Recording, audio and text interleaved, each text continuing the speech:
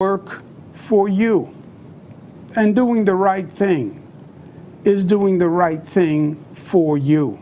The governor made his surprise announcement on Tuesday morning, just as it seemed he was digging in further. Kathy Hochul, the Lieutenant Governor of New York, will now make history, becoming the first woman to run the state. It's reported that she has not spoken to Governor Cuomo since February. A Canadian citizen, Robert Schellenberg, has lost his appeal against the death penalty in China. He denies that he smuggled methamphetamines into the country, and the Canadian government says he's a political pawn held in retribution for Canada's arrest of a top executive with Huawei. FSN's Patrick Falk reports from our Beijing bureau. The Higher People's Court of Liaoning said on Tuesday that considering the nature and the circumstances of the crime and considering the harm to society, that the conviction was accurate and that the sentence was appropriate. But this doesn't all end here quite yet, because the verdict will now be sent to China's Supreme Court for review. The White House is warning the Taliban if they seize power militarily in Afghanistan, the US will push countries around the world to withhold recognition from any government they form.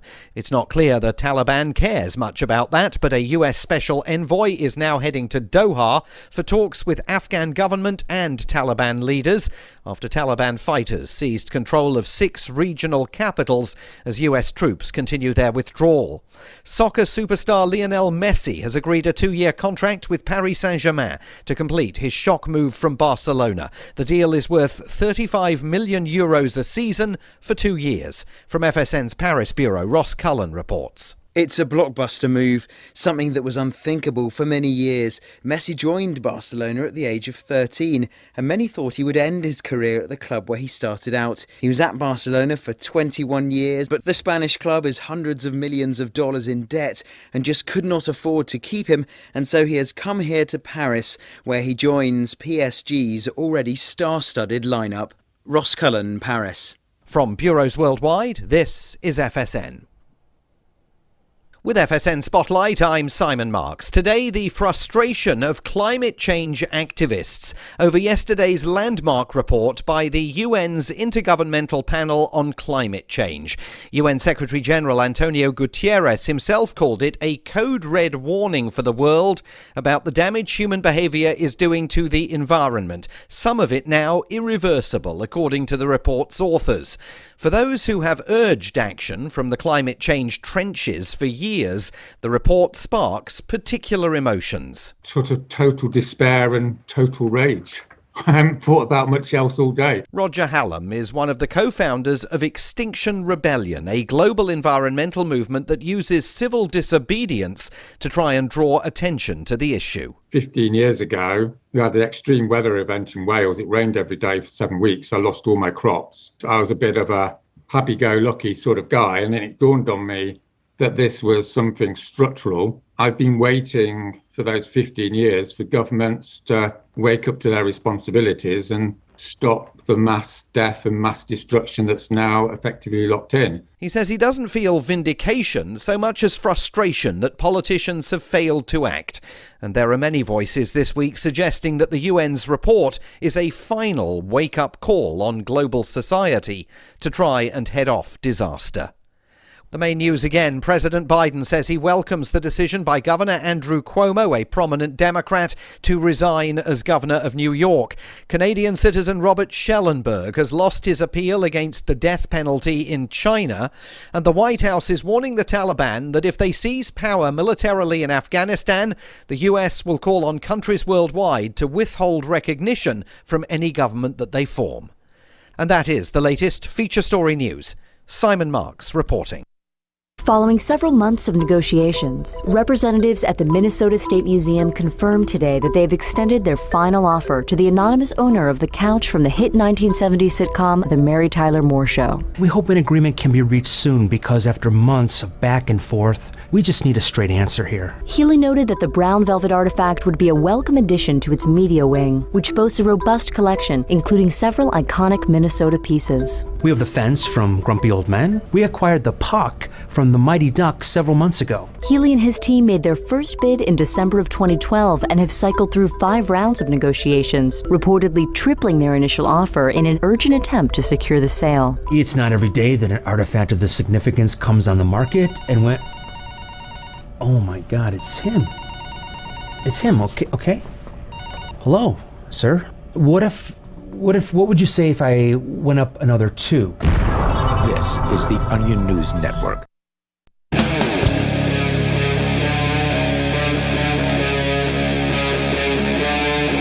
Free Talk Live.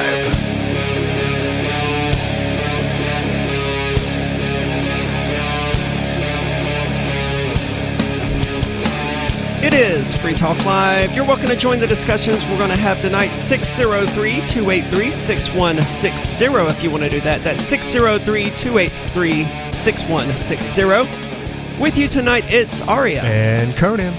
And Mark. And Mark, I don't know if you're allowed to be here, Mark. Are you topless? Because it is Topless Tuesday. Well, I can remove my shirt. Not that it'll do anyone any good. Well, you are not on video, sure. So we'll just say you did and leave it at that. There you go. So anyway, it's probably better.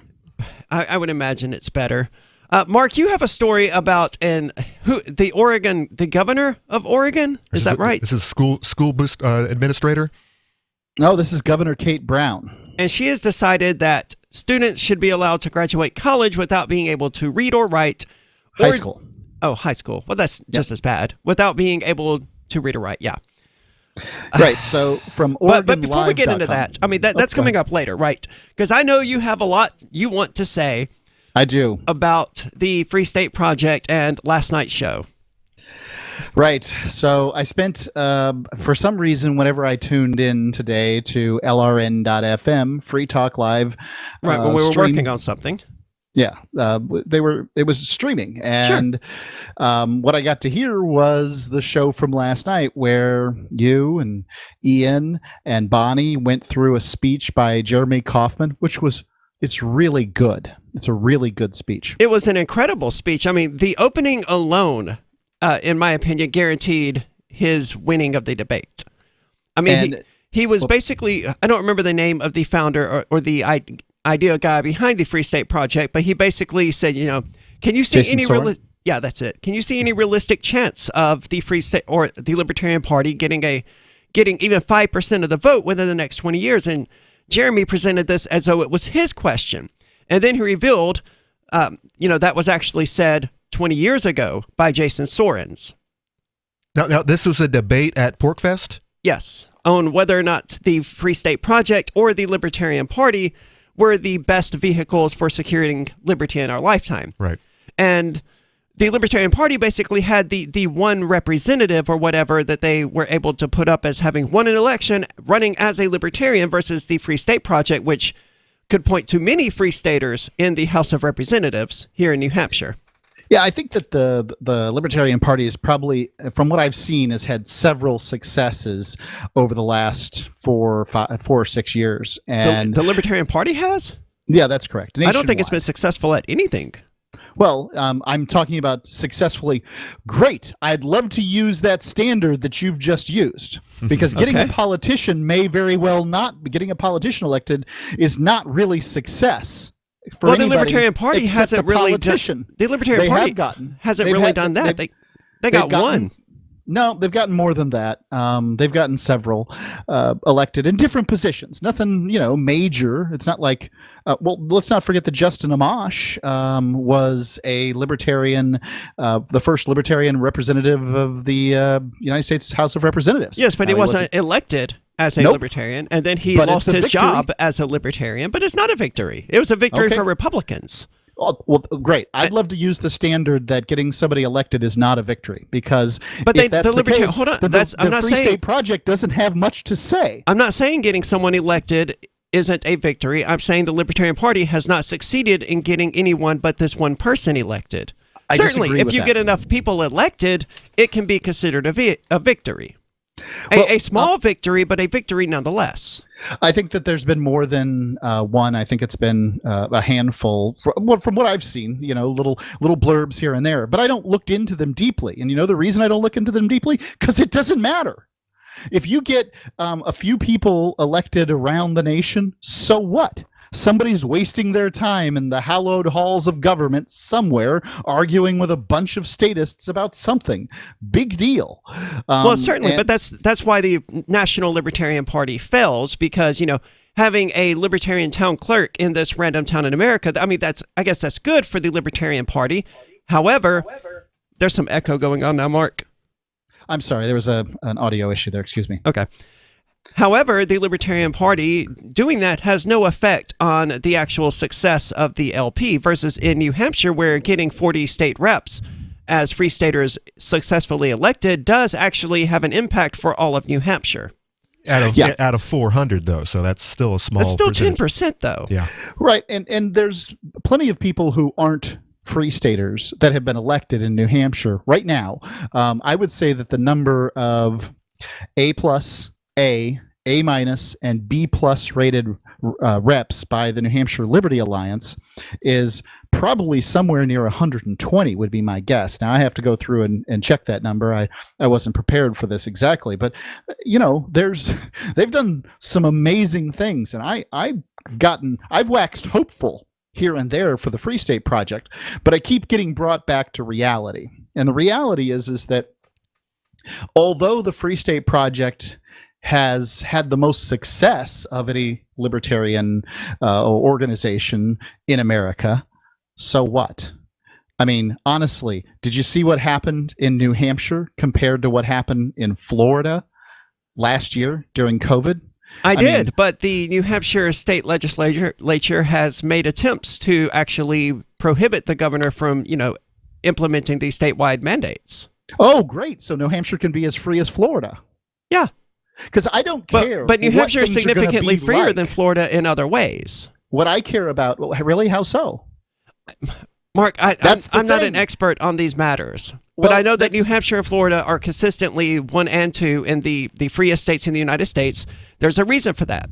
There are some ways in which Florida is freer, and there's some ways, like, do you have constitutional carry in Florida? I can't carry a gun anyway. Okay. Does the state of Florida have constitutional? Hold on, just 1 second. As a convicted felon, I can own a replica or ancient firearm, but in New Hampshire, I can't. You see, this is the thing: is that this isn't about you, though, Mark. Wait, hold on. It is. Though. It isn't. Wait, it is. Is there constitutional carry in Florida? No. Okay. Well, in that regard, New Hampshire is freer. Fine. So, why would you want to carry a gun outside of your holster, outside of your shirt? Why? So you could be shot first by the guy at the convenience store? I found it convenient when I was running for sheriff and, had my property being invaded and stolen and vandalized. I found it convenient to open carry. Well, don't worry. New Hampshire will enforce the federal gun regulations on you after your trial. So will Florida. They probably will, but at the very least, you will be able to own a black powder pistol in the state of Florida, but not in New Hampshire. Well, I'm sure Wyatt Earp is thrilled to hear that. All I'm saying, look, I'm telling you that New Hampshire isn't particularly free, and to hold it up as someplace free where it's supposed to be liberty in our lifetimes and all that stuff, it's annoying to me to listen to. But you're making the argument that Florida is free. Got raided, I'm making the argument that Florida is at least as free, if not more free. If we didn't see how New Hampshire came in number 23 for COVID freedom, you can't just say, oh, well, we fixed that. No. No. New Hampshire has a terrible governor. I'm willing to give you that. The Free State Project hasn't been inordinately successful, but it has had successes. What do you think the situation would have been like in New Hampshire had it not been Sununu, but had been one of his predecessors? Because I can't think of one. I don't know, Mark. I haven't lived here long enough to even know any of his predecessors. New Hampshire Free State Project, I hope the very best for them. But the idea that they're going to secede from the United States government and somehow protect people like me, who have this clarion voice of liberty called Free Talk Live there in the state that has been raided not once but twice by the Federal Bureau of Investigations, from what I can tell, because we're libertarian. It's the best explanation I've been able to come up with.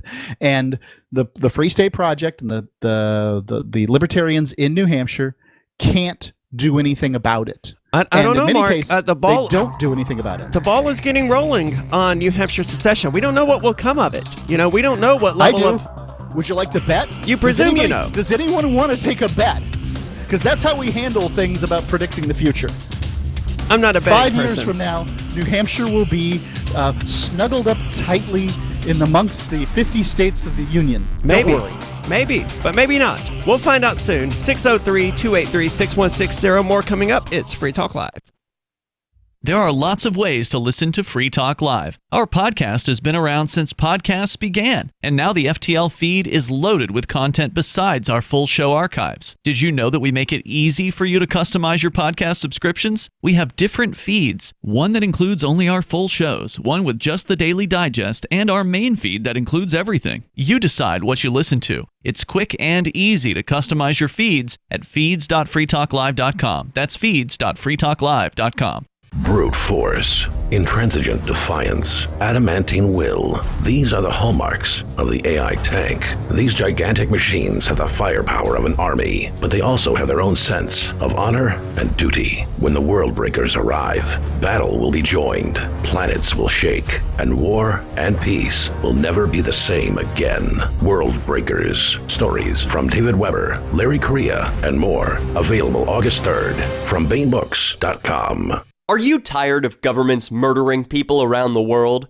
Stop using their money. There is an alternative. Bitcoin is a stateless, free market, non-political currency. Bitcoin cannot be inflated or controlled by any government. By using their money, you are helping the state. You have an incredible alternative available now. Learn it, use it, spread it. Get started with Bitcoin at Bitcoin.com. That's Bitcoin.com.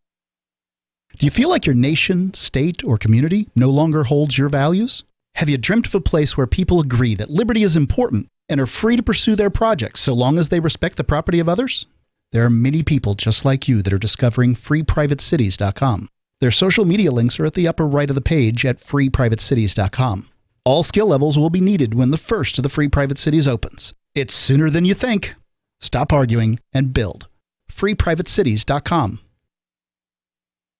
We have some good news. The indictments against Ross Ulbricht in the District of Maryland were dismissed with prejudice, meaning they can never be refiled. This is especially good because those indictments contain the only charge ever made that Ross engaged in murder for hire. This was a serious allegation that Ross Ulbricht denies. It was never prosecuted or ruled on by a jury, but was trumpeted by the federal government and the media as if it were proven fact. The Maryland court held these indictments for almost 5 years, poisoning Ross's case and leaving him under a cloud of unproven allegations. As explained in Ross's appeal to the Supreme Court, the fact that the judge used these allegations to give Ross a draconian sentence of double life without parole violated his Sixth Amendment right to a jury trial. Judges are required to issue sentences based on convictions decided by a jury, not unproven allegations never even charged at trial. Although this is a positive development, the dropped indictment will not set Ross free. Now, a presidential pardon is Ross's only hope of freedom. Sign the petition at freeross.org. freeross.org.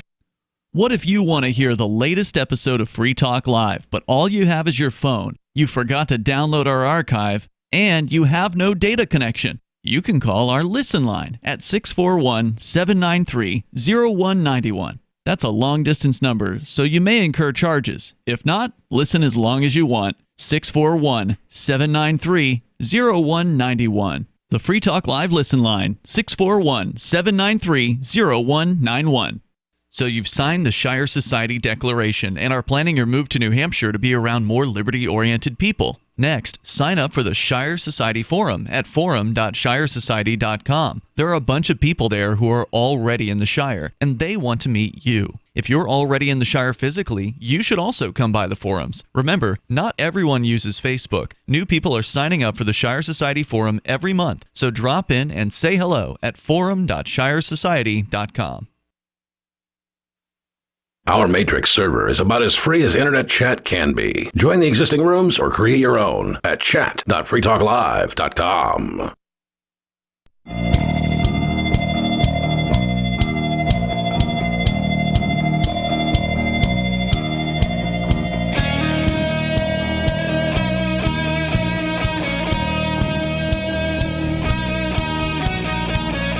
It's Free Talk Live. What do you think? Libertarian Party or a free state migration or Mark's idea, which we haven't actually gotten into yet, but one of Mark's ideas, I should say, because Mark, you're involved in many different projects. I mean, you're out there on the ground attempting to secure your liberty in your lifetime, and I think that's admirable. You know, it is. 603-283-6160 if you want to join us. But Mark, someone sent me some screenshots. I don't know how you feel about this, but if you're upsetting people, you're probably doing something right in general. Yep. And the Free State Project here in New Hampshire is certainly upsetting people. Here's a tweet from Dave Brown. You're nothing more than seditious people who moved here to take over and secede New Hampshire from the United States. Nothing more than termites chewing away at the foundation until it breaks, and you can all go straight to hell. Well, let's talk about that for a second, because I think that's really important.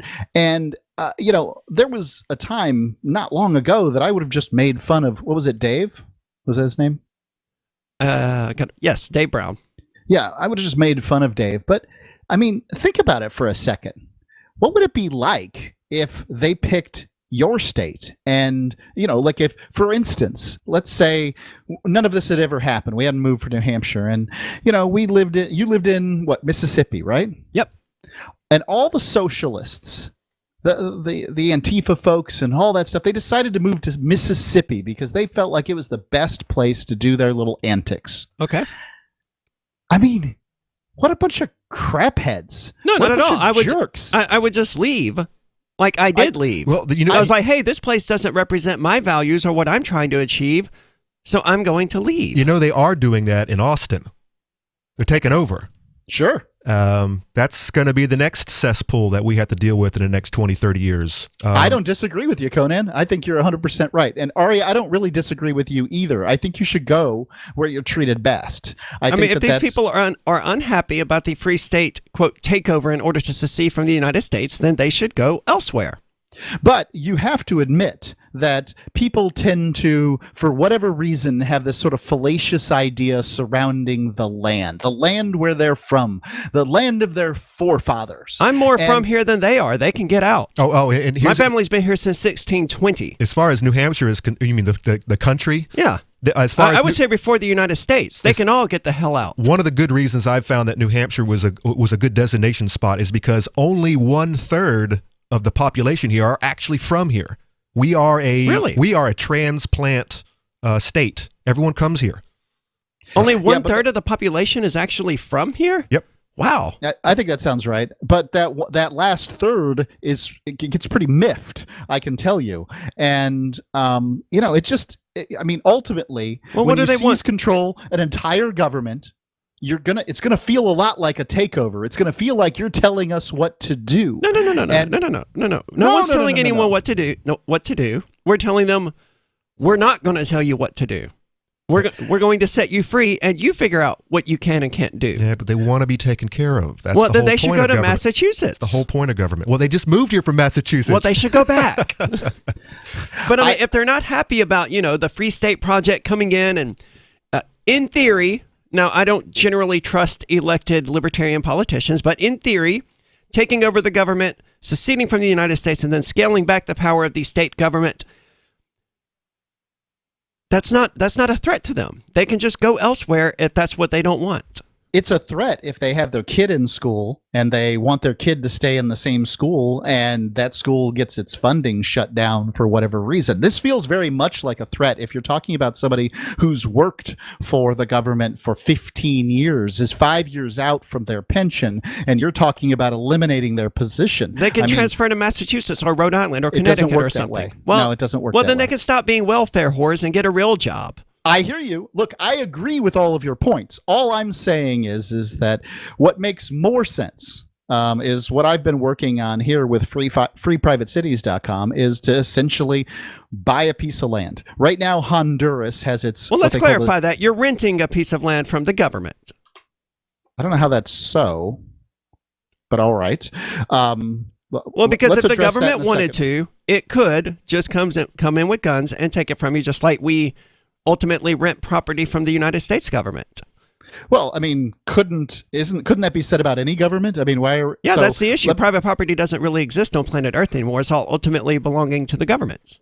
And it probably only ultimately belonging to the United States, China, or Russia, ultimately. True. But let me make my point here.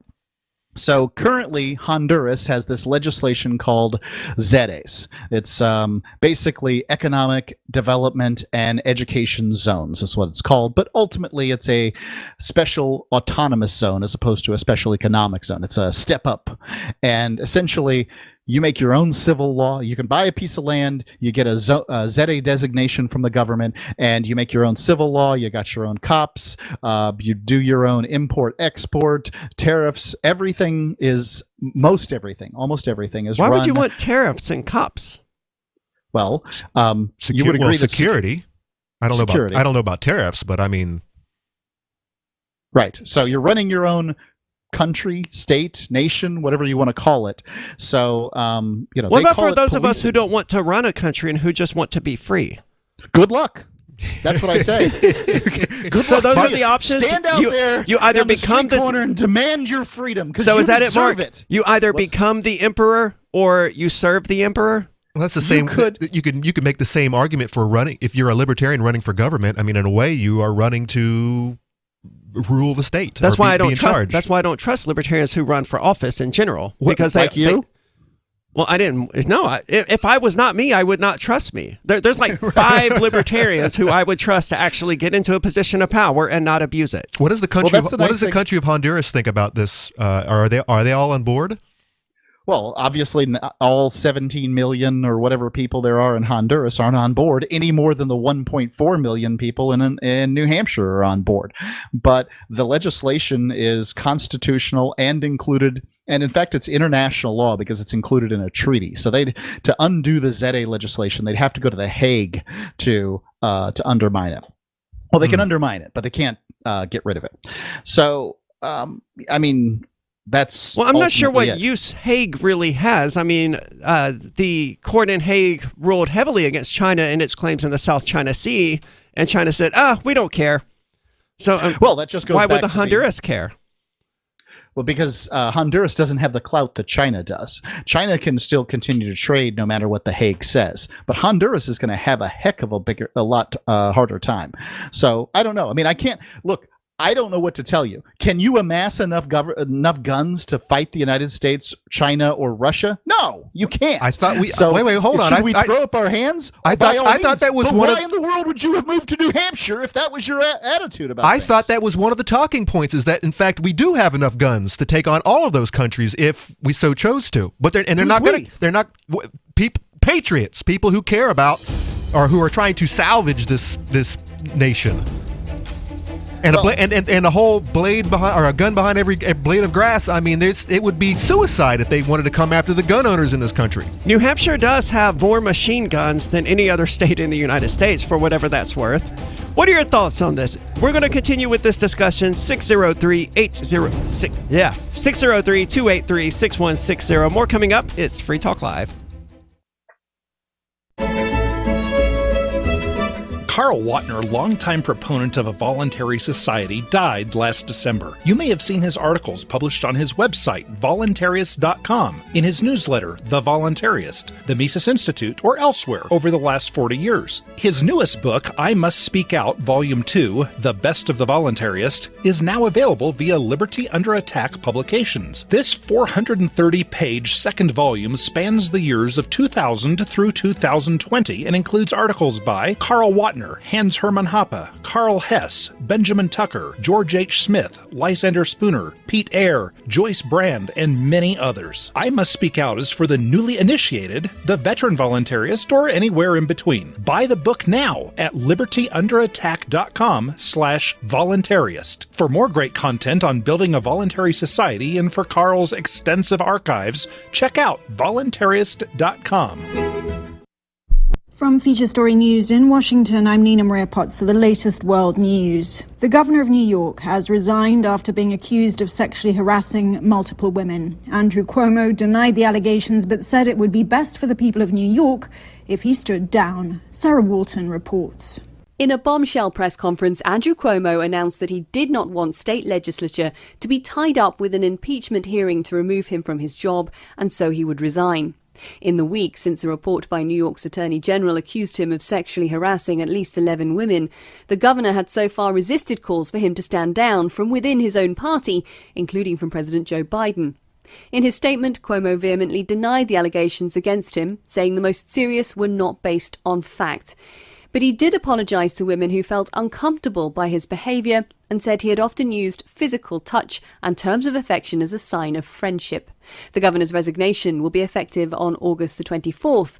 He'll be replaced by his deputy, Kathy Hochul, who will become the first female governor of the state. Sarah Walton, New York.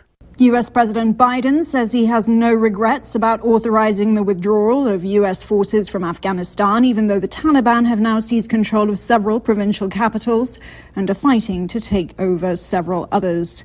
President Biden has ordered a US special envoy to try and negotiate a ceasefire with Taliban representatives in Doha. Talks have accelerated with the US envoy, Zalmay Khalilzad, warning if the Taliban take the country by force, they will be ostracized by the international community. That warning will likely fall on deaf ears, and it was very clear in the tone of US President Biden that he has no regrets about withdrawing US troops from Afghanistan. Afghan leaders have to come together. We lost death and injury, thousands of American personnel. They've got to fight for themselves, fight for their nation. A Canadian citizen, Robert Schellenberg, has lost his appeal against the death penalty in China. He denies charges of smuggling methamphetamine into the country, and the Canadian government says he's a political pawn being held in retribution for Canada's arrest of a top executive with Huawei. Reporter Patrick Falk is in Beijing. The Higher People's Court of Liaoning said on Tuesday that considering the nature and the circumstances of the crime and considering the harm to society, that the conviction was accurate and that the sentence was appropriate. But this doesn't all end here quite yet, because the verdict will now be sent to China's Supreme Court for review. The US Senate has passed a $1 trillion infrastructure package with both Democratic and Republican support.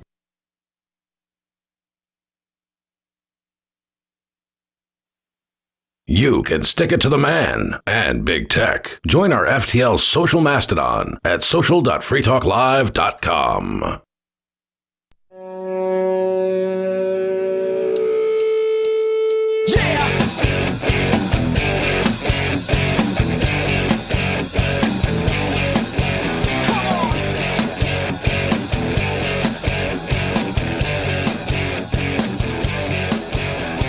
It is Free Talk Live, 603-283-6160 if you want to join this argument between myself, Conan, and Mark about the best way to secure liberty in our lifetime. That's 603-283-6160. I mean, realistically, the best way to secure liberty in our lifetime is probably to use cryptocurrency. And if you don't know what I'm talking about, then you need to get to Bitcoin.com. You can go there now and click on Get Started at the top of the page. Once you do that, you'll find all sorts of valuable information neatly organized to suit your needs, as well as like a 3 or 4 minute long video that will teach you the basics of cryptocurrency so that you can get started learning about this important world-changing information.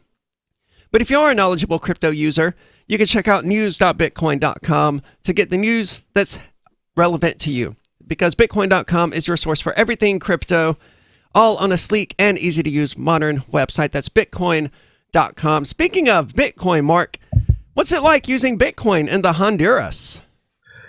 Well, best I can tell, they really don't know what's going on over there. But that doesn't mean that you can't start a ZA that is focused on cryptocurrency. And I can assure you that the ZAs that exist now are looking into it strongly, because this is innovation in government.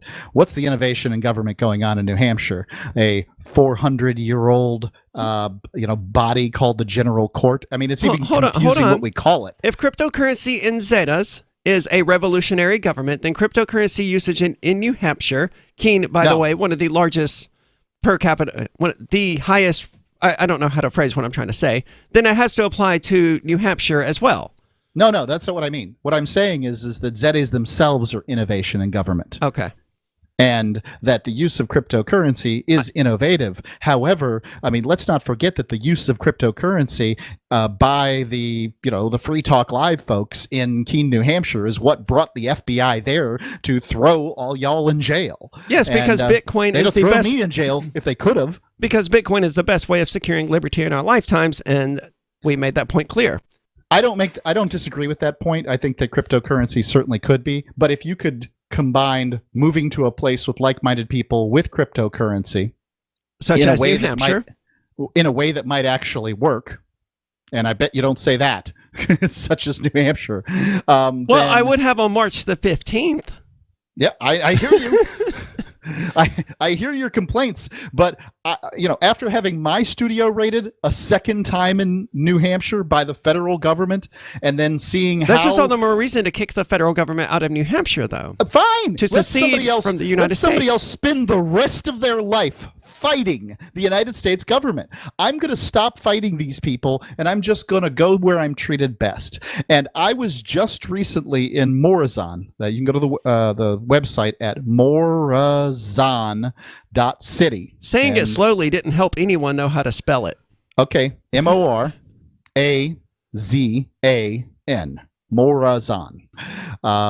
Spanish is phonics, so you should be able to get it, but maybe not. Morazan.city, and check it out. Morazan.city is currently a ZA with housing units where you can go live and thus be libertarian free. Now, I need to make but you're still under a government. It's just a more benign government than the United States government. It's a government you opted into, a private government you opted into. Well, is that not libertarian?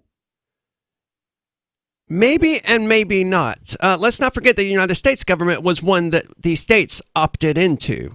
Yeah, but Rhode Island, the Constitution, Rhode Island was threatened with a blockade. So, I mean, that's not particularly non-coercive. But even if you were talking about the Articles of Confederation, and your claim is that they were illegally undermined, which I would agree with, I mean, even so... I don't know enough about history that happened 300 years ago to weigh in on that, because I don't care. That was 300 years ago. I just know that once upon a time, these territories, they opted to join the United States. I think that and now it's mandatory. This is the reason that I like the idea of free private cities, not free private giant land masses, because you can move a small area and still have whatever relationship you have. So, for instance, Morazan.city is 60 acres. You could work in Morazan and live outside of it if, for whatever reason, you didn't like the rules. And if you really hated the rules, you don't have to work there. You can go work someplace else. So when you have smaller... Can you give that land measurement to me in a way that makes sense? Because 60 acres? 60 acres. Yeah, what is that? How many square miles is that? It's not square miles. It's like the size of our the college here in Keene. Okay. So it's like a college campus. Yeah. Yeah, the size of a college campus sounds right. Sure.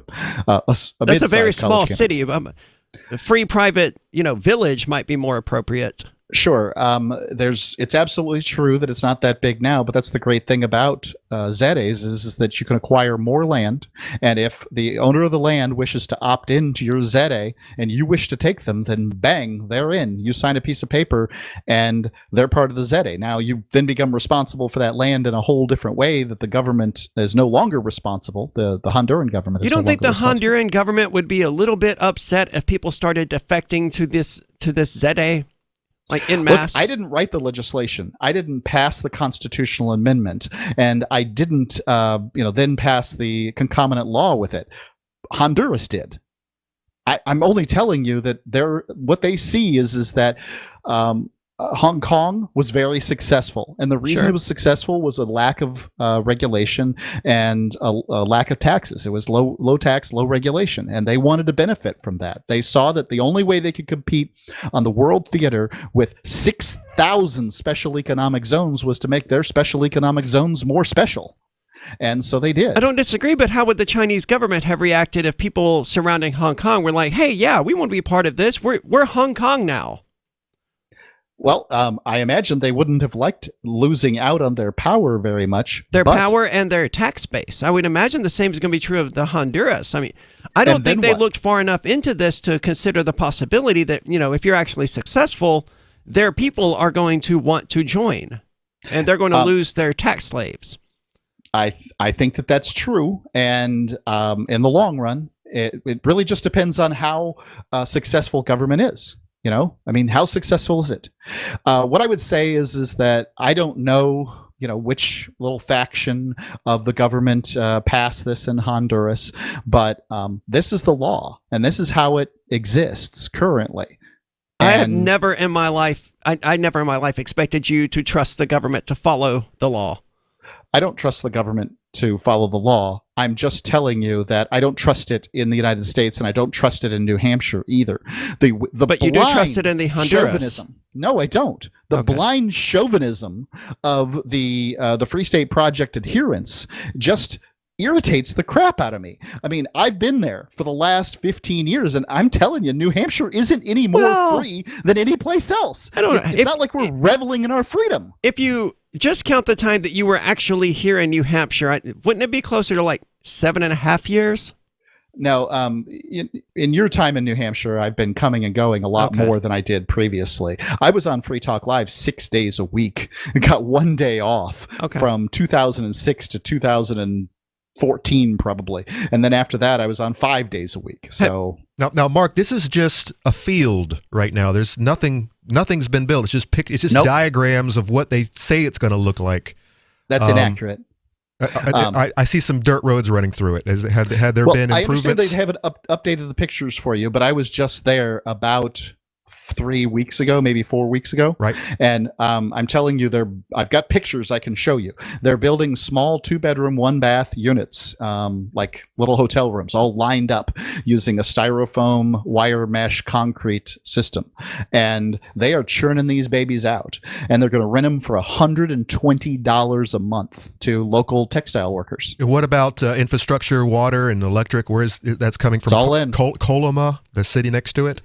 Yeah, Choloma. How big is one of these 2-bedroom, 1-bath apartments? It's small. It's a small. What type? Why would someone want to move to the Honduras, work as a textile? I'm not recommending that anyone move to Honduras and move into Choloma. I'm just telling you that Choloma, in a year's time, became far freer than New Hampshire will ever hope to be. But there's nothing there. Okay, man. That's like saying my backyard is the freest place in the United States because there's nothing there. It's a big city, and this is a field off the side of it.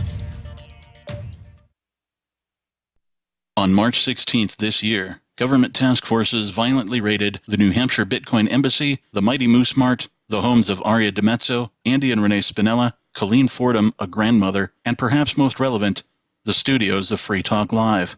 The Crypto Six were arrested. 4 were released on bail conditions, but Ian Freeman was held hostage for 69 days. Rich Paul, also known as Nobody, remains captive. We've consulted attorneys who say no crime even appears to have been committed, but that didn't stop the Joint Thug Task Force from ripping out wires from our broadcast stacks, taking Free Talk Live off the air, resulting in a violation of our and your First Amendment rights. You can visit thecrypto6.com to help, but as importantly, contact other media and tell them about this outrage. This case is likely to set precedent for cryptocurrency use well into your future. Help our fight for liberty and financial freedom at thecrypto6.com. The new 4th edition of Healing Our World, The Compassion of Libertarianism, will take your understanding of liberty to a deeper level and has over 1,300 updated references, new cartoons, and a foreword by Dr. Ron Paul. With discounts for multiple book purchases, the 4th edition of Healing Our World is a great gift for the liberals, pragmatists, environmentalists, and Christians in your life who think libertarianism is cold-hearted. Get yours today at healing.freetalklive.com and use promo code FTL for a $5 discount. Tired of cancel culture? Sick of mega tech corporations holding an axe over your head? Join the LRN.FM Matrix chat server. It's self-hosted, so no one else can tell us what to do or say. Don't like the existing channels? You can make your own. You can even connect into some of our channels from other Matrix servers. It's federated. For the full LRN.FM Matrix experience, though, you should join our server via the step-by-step instructions at chat.lrn.fm. Chat.lrn.fm.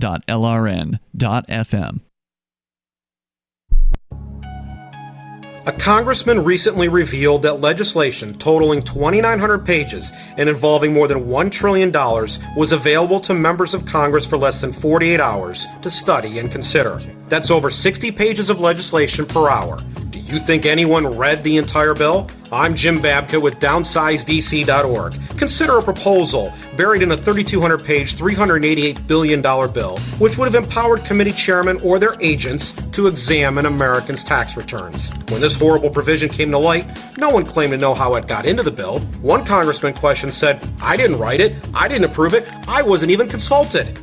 If your attorney represented you this way, he might be disbarred. But this is how Congress represents you every day. That's why DownsizeDC.org has created the Read the Bills Act. You can force Congress to read their bills before they pass them at DownsizeDC.org. Some of you asked, and now we've delivered. LRN.FM's live Keene, New Hampshire studio shows are now streamed in HD on Twitch. Visit our channel at twitch.lrn.fm and give it a follow. If you have Amazon Prime, you get one free subscription on Twitch. If you use it on our channel, Twitch will give LRN.FM a monthly piece of your Prime subscription cost. So please watch, follow, share, and subscribe to twitch.lrn.fm. That's twitch.lrn.fm. Are you a cryptocurrency advocate? The Crypto Tip is the ideal outreach tool to help new people discover cryptocurrency. It's a printable business card-sized tip that you can give to service providers, preferably in addition to a good cash tip. When the server scans the QR code, it'll bring up an explanation of cryptocurrency, how to install a wallet, and allow them to claim the tip. If they don't claim the crypto, you get your tip refunded to you after a time period you specify. Plus, if they do claim the tip, you get an email alert. Create as many tips as you want at cryptotip.org. That's cryptotip.org.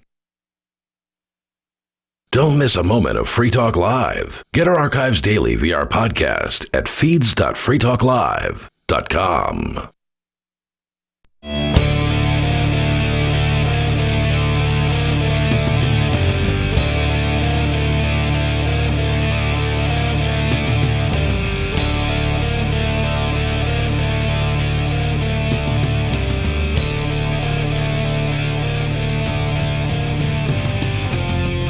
It is Free Talk Live, 603-283-6160 if you want to join us. That's 603-283-6160. Mark, it's a shame that you're not here to discuss this during the break because, Conan, you've actually been to the Honduras, right, to the capital city. I spent 2 months in Tegucigalpa in 2000. And you said the water was undrinkable. We had to bring in our own water.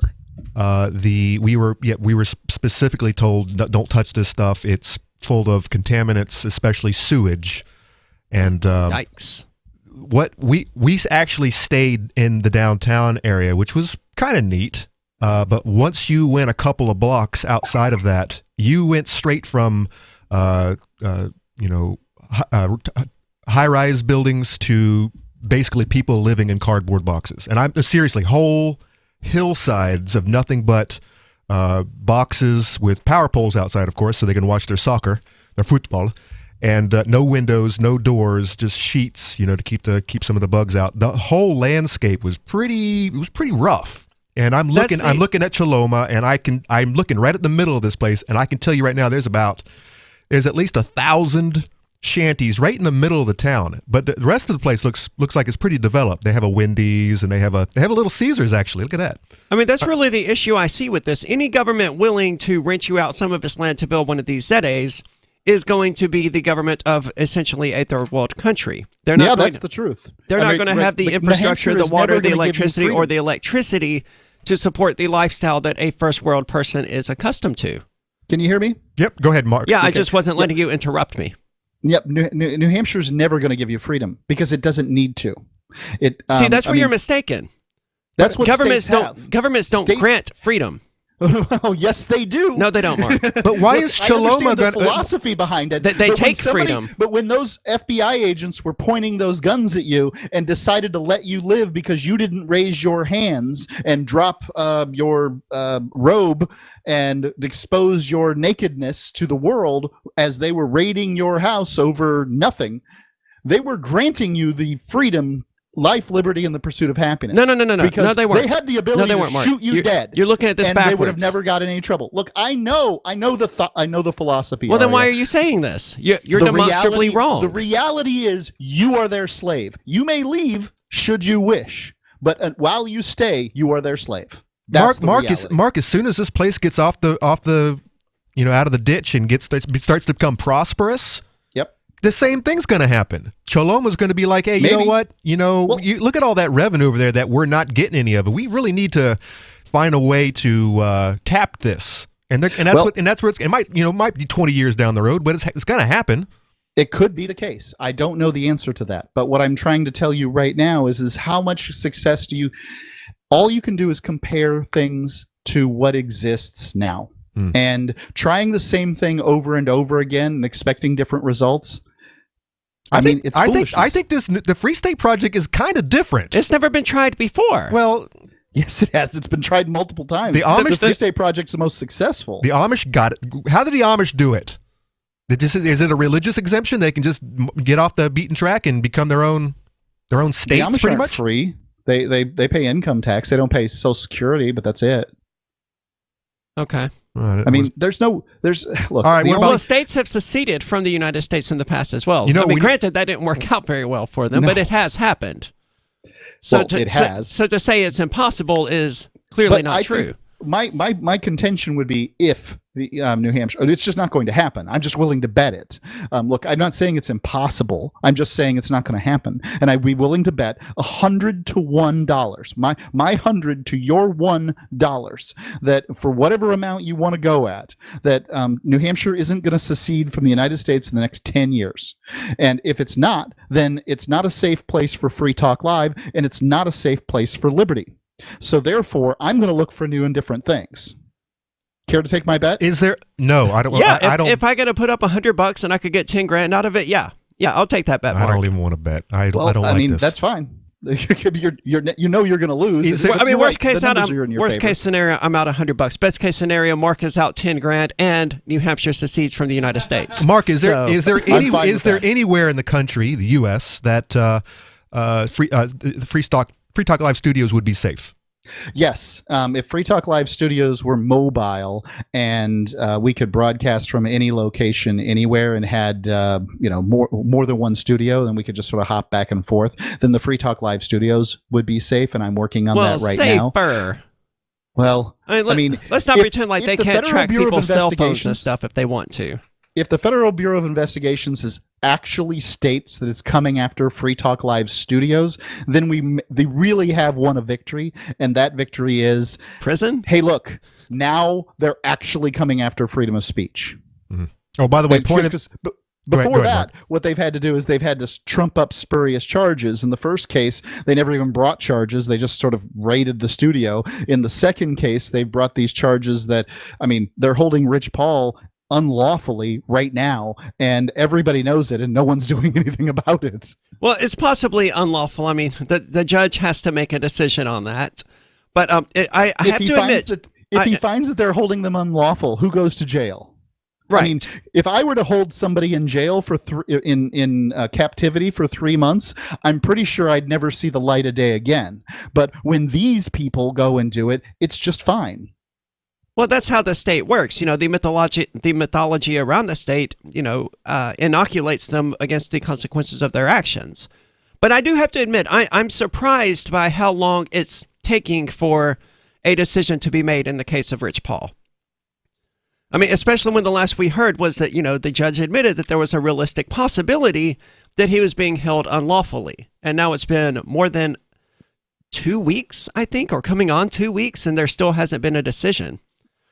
So I have to admit that, that does surprise me. Yep. All I'm saying is that don't consider New Hampshire the only possibility. I think New Hampshire is a great place to move. If you like America, you want to stay in America, you're sort of, lower middle class, upper middle class, and this is what your options are. You live in the Northeast, and that's okay with you, then New Hampshire's a good choice. But what you need to consider is not what place in the world is freest. The question you need to ask is, what freedoms do I want? What will make me happiest? And then go where you're treated best. If you're an adamant scuba diver and you move to Wyoming, you're probably not going to be as happy as if you move to Key Largo. I mean, fair points, but it doesn't matter if you're free or not. It matters whether you're happy or not. A lot of this is about freedom of speech and all of that. So I'm just curious whether or not the Honduras or any of these Zetas that you're talking about will have the infrastructure to actually support the broadcast of Free Talk Live. It's quite demanding on an internet connection. I don't think it's that demanding on an internet connection. The numbers that I've seen is if you're just 10 megs up and 10 megs down, as long as the connection's stable. If you're just streaming to to radio, maybe, but the more streaming platforms that you go to, the higher the bandwidth required. As I understand it, and I am not the expert on this, but I have worked with Bonnie, who I presume has worked with the rest of the team to check with the people. I've checked with these different locations throughout Honduras, and so far everybody's passed the exam. Reliably? Look, Arya, you're welcome to test. Would you like to be hooked up with people? I don't know what you mean, hooked up with people. Well, I'm not in Honduras. I'm in Florida. And I got to tell you, no, because even if I wasn't, legally required to stay in the United States, the Honduras is the lowest priority of places for me to visit. Well, that's simply because it's ridden with crime and kidnapping and murder, and nothing, stuff like that. Well, I'm glad you brought that up because it's really great. You know nothing about what they call the Bay Islands: Utila, Roatan, and Guanaja. These places are English speaking. They are so Guanaja and Utila nearly devoid of violent crime. I mean, they got about 5,000 people, and they're absolutely the antithesis of what you're talking about. Okay, but that's not the Honduras. I mentioned they Honduras. Are Honduras. They are. They're not. It's not Morazan City, and I don't recommend that anyone move to Morazan City unless you are, adamantly interested in libertarian history and want to be part of something amazing. Then go right ahead. But I wouldn't move Free Talk Live there permanently. So you haven't really picked an alternative to the Free State Project. You're just saying, in theory, there are alternatives. Hold on. I've signed non-disclosures, so I can't say a lot of things, but I am working directly with people to bring about what I consider to be the sort of Free Talk Live libertarian ZA. Very cool. Well, when we get back, we're going to end this discussion. We're going to talk about fat shaming and how a gym instructor got in trouble for telling someone to get a treadmill instead of a vaccine. It's Free Talk Live.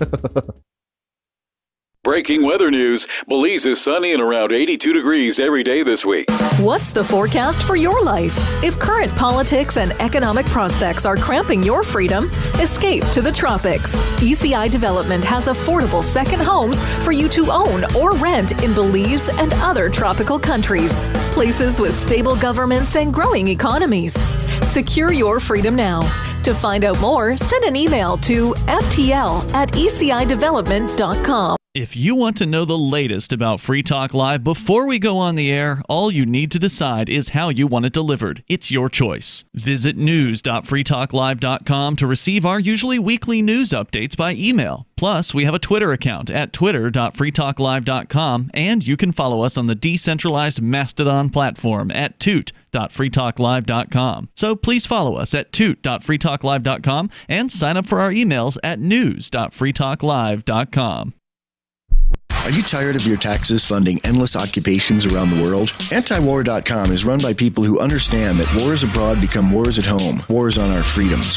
Antiwar.com is dedicated to bringing you the latest in news, views, interviews, and reviews from the top movers and shakers in the anti-occupation movement.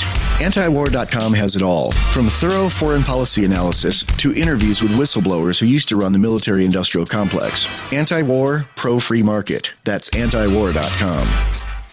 The LRN.FM's social media channels have been revamped. We've eliminated Facebook and focused on other platforms like Twitter and Mastodon, the decentralized alternative to Twitter. On our accounts, you'll find posts from multiple LRN.FM show hosts together in one place. Follow us on Twitter at twitter.lrn.fm, or better yet, move to the decentralized Mastodon social media platform at toot.lrn.fm, toot.lrn.fm.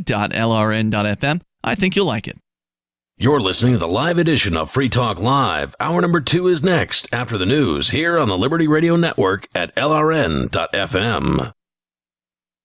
From Feature Story News in Washington, I'm Nina Maria Potts to the latest world news. The governor of New York has resigned after being accused of sexually harassing multiple women. Andrew Cuomo denied the allegations but said it would be best for the people of New York if he stood down. Sarah Walton reports. In a bombshell press conference, Andrew Cuomo announced that he did not want state legislature to be tied up with an impeachment hearing to remove him from his job, and so he would resign. In the week since a report by New York's Attorney General accused him of sexually harassing at least 11 women, the governor had so far resisted calls for him to stand down from within his own party, including from President Joe Biden. In his statement, Cuomo vehemently denied the allegations against him, saying the most serious were not based on fact. But he did apologise to women who felt uncomfortable by his behaviour and said he had often used physical touch and terms of affection as a sign of friendship. The governor's resignation will be effective on August the 24th. He'll be replaced by his deputy, Kathy Hochul, who will become the first female governor of the state. Sarah Walton, New York. US President Biden says he has no regrets about authorizing the withdrawal of US forces from Afghanistan, even though the Taliban have now seized control of several provincial capitals and are fighting to take over several others. President Biden has ordered a US special envoy to try and negotiate a ceasefire with Taliban representatives in Doha. Talks have accelerated with the US envoy, Zalmay Khalilzad, warning if the Taliban take the country by force, they will be ostracized by the international community. That warning will likely fall on deaf ears, and it was very clear in the tone of US President Biden that he has no regrets about withdrawing US troops from Afghanistan. Afghan leaders have to come together. We lost death and injury, thousands of American personnel. They've got to fight for themselves, fight for their nation. A Canadian citizen, Robert Schellenberg, has lost his appeal against the death penalty in China. He denies charges of smuggling methamphetamine into the country, and the Canadian government says he's a political pawn being held in retribution for Canada's arrest of a top executive with Huawei. Reporter Patrick Falk is in Beijing. The Higher People's Court of Liaoning said on Tuesday that considering the nature and the circumstances of the crime and considering the harm to society, that the conviction was accurate and that the sentence was appropriate. But this doesn't all end here quite yet, because the verdict will now be sent to China's Supreme Court for review. The US Senate has passed a $1 trillion infrastructure package with both Democratic and Republican support. From bureaus worldwide, this is FSN. With FSN Spotlight, I'm Simon Marks, looking again today at the situation in Afghanistan. President Biden on Tuesday said he has no regrets about ordering the US troop withdrawal and indicated the future is now contingent on the willingness of Afghan forces to stand up and fight the Taliban in a bid to save the country. They've got to fight for themselves, fight for their nation. They've got to want to fight. But many observers believe even if they find the will to fight, the Afghan armed forces simply aren't up to the task. Aaron David Miller is a former Middle East advisor and negotiator at the State Department. He worked under both Democrat and Republican presidents. He's now with the Carnegie Endowment for International Peace and doesn't think the current Afghan government can be saved. There's no doubt that Taliban emerges as the most significant military and perhaps even political force in the country. You know, with a vacuum, a commitment by the United States to leave, a bold and courageous decision by Mr. Biden, but it's a tough one. So I think we're talking, I mean, in terms of the clock, I think we're probably talking about a year until you could actually see the prospects of Kabul falling. President Biden has sent a special envoy to Doha to urge the Taliban to end their military offensives. It's far from clear that having captured so much terrain already, they're in a mood to listen. With FSN Spotlight, I'm Simon Marks. And a reminder now of the hour's top story. The governor of New York has resigned after being accused of sexually harassing multiple women. Andrew Cuomo denied the allegations but said it would be best for the people of New York if he stood down.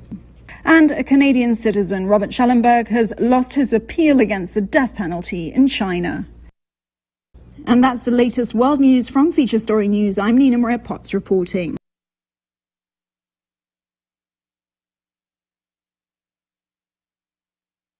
This is the Onion Week in Review. A month after the death of leader Kim Jong-il, North Korea's 24.5 million citizens have returned to their regular daily routines this week, holding a festive synchronized disco jump rope gala in Pyongyang's main public square. Life in the hermetic communist nation is reportedly beginning to normalize following the protracted mourning period, with citizens once again donning their brightly colored uniforms and performing intricate gymnastics routines in perfect unison.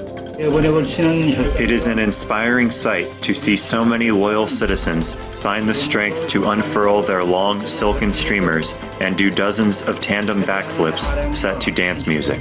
Observers reported that new North Korean leader Kim Jong-un nodded once in approval of the disco jump rope gala, signaling an official transfer of power. A recent study from the Centers for Disease Control finds that over 100 million children are being exposed to harmful levels of stupidity in their own homes. Hear the debate about secondhand ignorance on the next In the Know.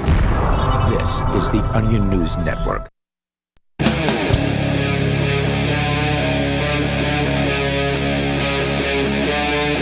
Free Talk Live.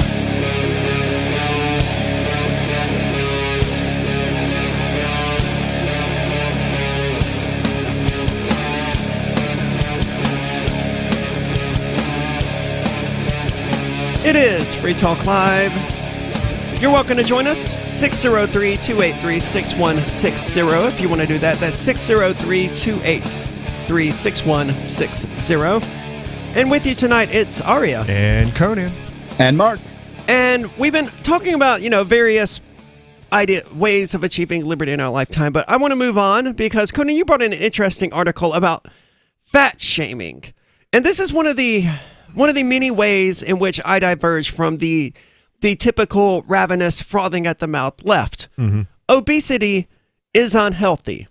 Yes. And I'm sorry to the people who are obese and who struggle with that, but it is unhealthy. And I don't think it's fat shaming to point that out. And that's exactly what happened in this situation. But the thing that really irritates me no end is that for the last 15 months, they have told us to do all of these things to stay safe, to lock ourselves away and don't talk to our neighbors and wear masks and, don't go to work and, and only... Well, some people were told that. Don't go outside. Go exercise. Don't get fresh air. See, I was an essential worker, so I was told to go to work. And everything that you should be doing, there's nowhere to be seen.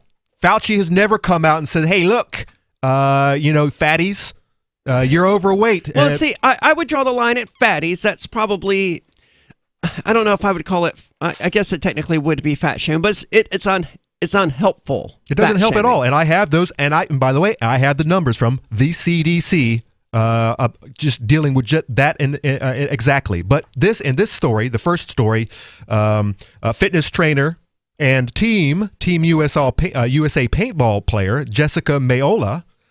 So she was on the Olympics? I don't know the extent of the USA paintball team.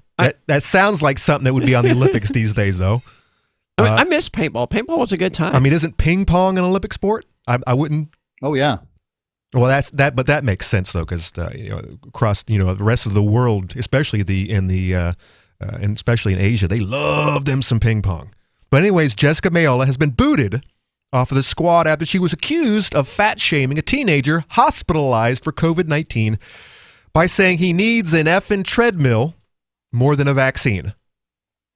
The team, they're not wrong. The team, which is not affiliated with the Olympics, there you go, announced on Monday they were cutting ties with Mayola, 31, after she shared a video on TikTok in which she scornfully reacted to a news report about David Espino, 17, a Florida high school all-star football player. And there's a picture of this guy, and he's a little tubby. He's a big dude. I mean, that's typical of a lot of football players, right? A lot of those they're big dudes.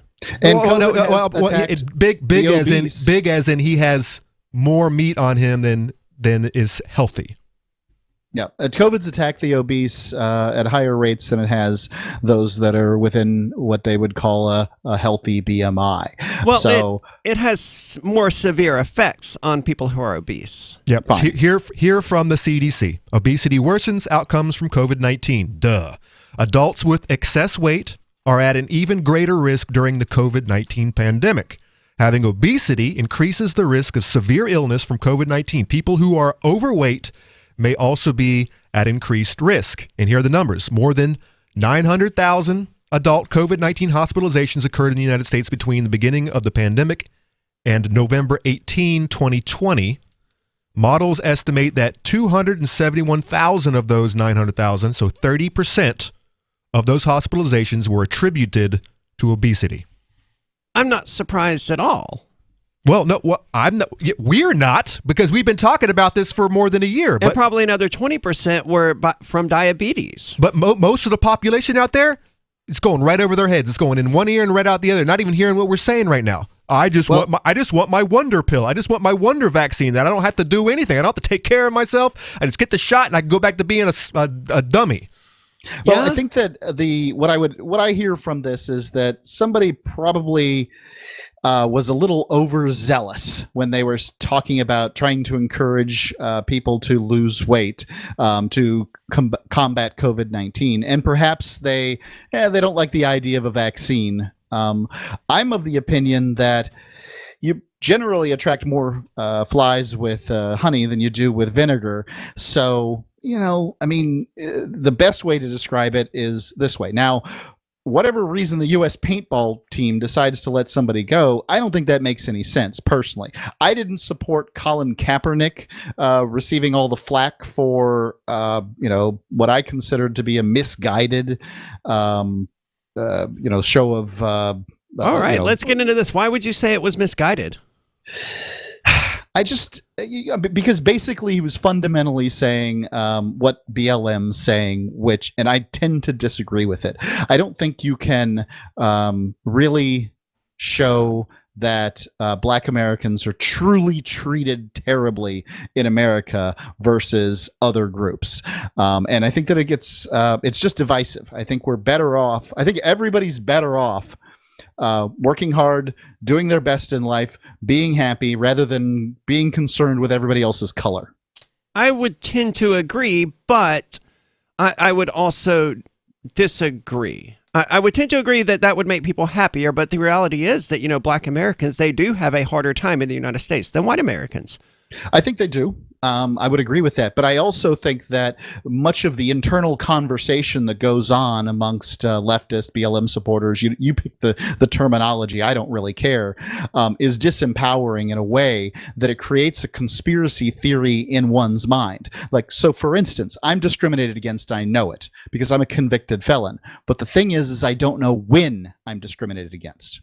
So I know that it's happened in my life. I just don't know when it's happened. And I could point out this bad thing happened to me, and I'm pretty sure it happened because I was, X, Y, or Z, but you don't always know. And really, how empowering is that for my life when I'm constantly going around trying to figure out this bad thing that happened? Did it happen for this reason or that reason? Well, then what difference does it make? It happened. I don't. Certainly, there's no way to pinpoint any given act to say that, this is a result of my skin color or the fact that I'm trans or because I'm a felon or whatever. But I feel it prudent to point out that for however justified it may have been, you're a felon as a result of your actions versus a Black person who is just Black and they didn't do anything to be Black. I didn't claim that I was discriminated against for a different reason. I just claimed that I really am discriminated against, and there really are laws that say that it's okay to discriminate against me. There are no laws that say it's okay to discriminate against somebody based on their color, but there are laws that say it's just that they can discriminate against me. Now, it doesn't matter why. I can't change it any more than somebody can change their skin color. Well, in theory, you actually, that's not true, Mark. That's not true at all. You do have a much stronger chance of changing the law than someone does of changing their skin color. Laws can be changed, skin color can't. What law are you talking about? The laws that allow the discrimination against felons. I'm not going to bother. I'm discriminated against. I'm still saying you're factually incorrect to say that, you would be it's just as easy to change your skin color as it would be to change the discrimination against you. You could, in theory, change the laws that discriminate against felons. Michael Jackson changed his skin color. I'm not getting into that. Okay, well, I mean, you maybe just said he did, that maybe he didn't. I could do this nearly impossible task, and I couldn't do that nearly impossible task. So fine. Michael Jackson why was slice still it this black. thin? Whether he had Okay. revitiligo, was bleaching his skin, it doesn't matter. He was still a black American. And whether or not the laws allow people to discriminate against me, I wouldn't want a job where somebody didn't want to hire me for whatever reason. So I agree again, with that sentiment.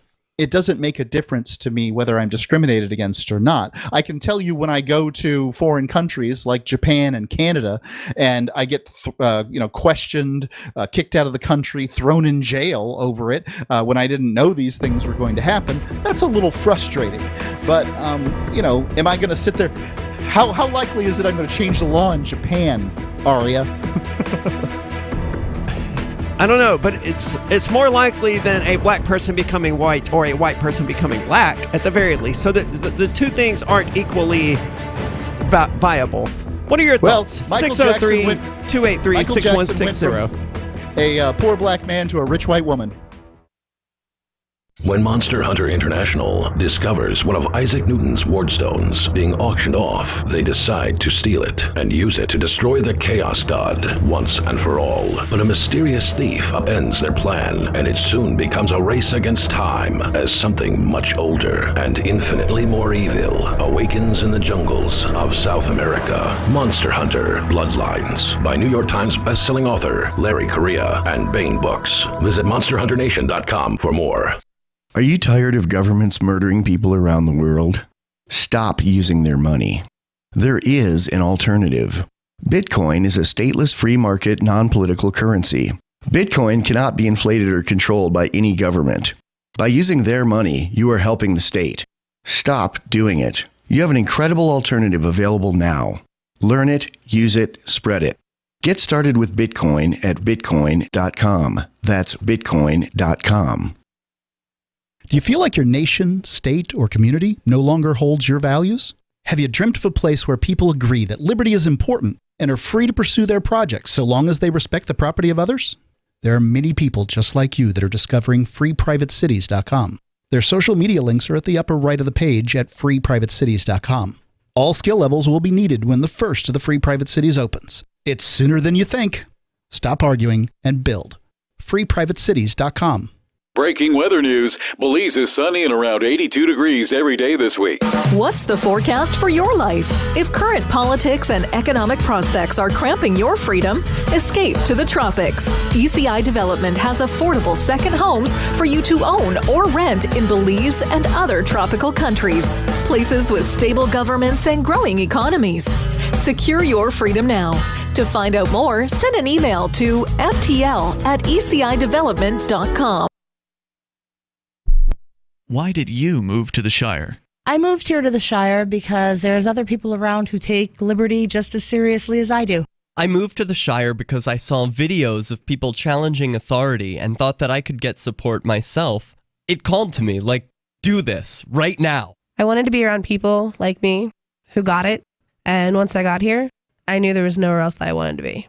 I've always wanted to change the world, so I moved to the Shire to join people who were actually working towards doing the same thing.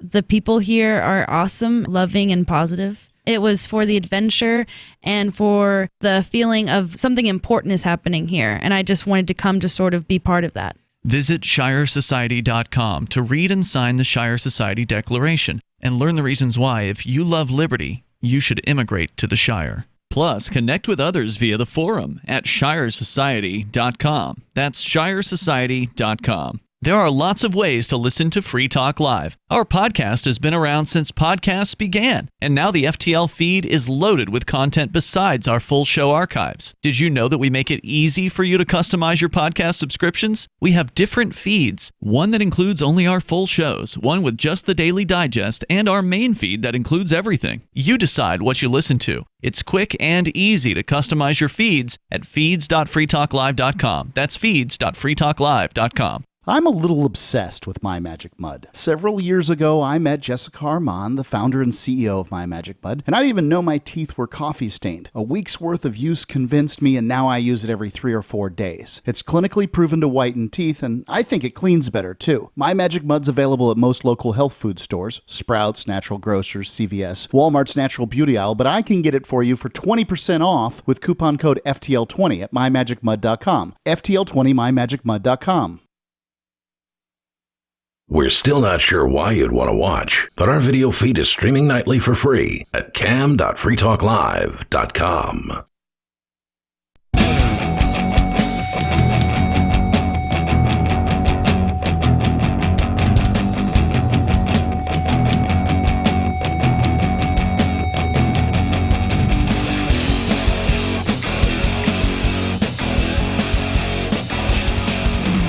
It is Free Talk Live, Topless Tuesday, which doesn't appear thus far to have gotten us any flack from the major streaming platforms, but it's inevitable that it will. It's happened in the past.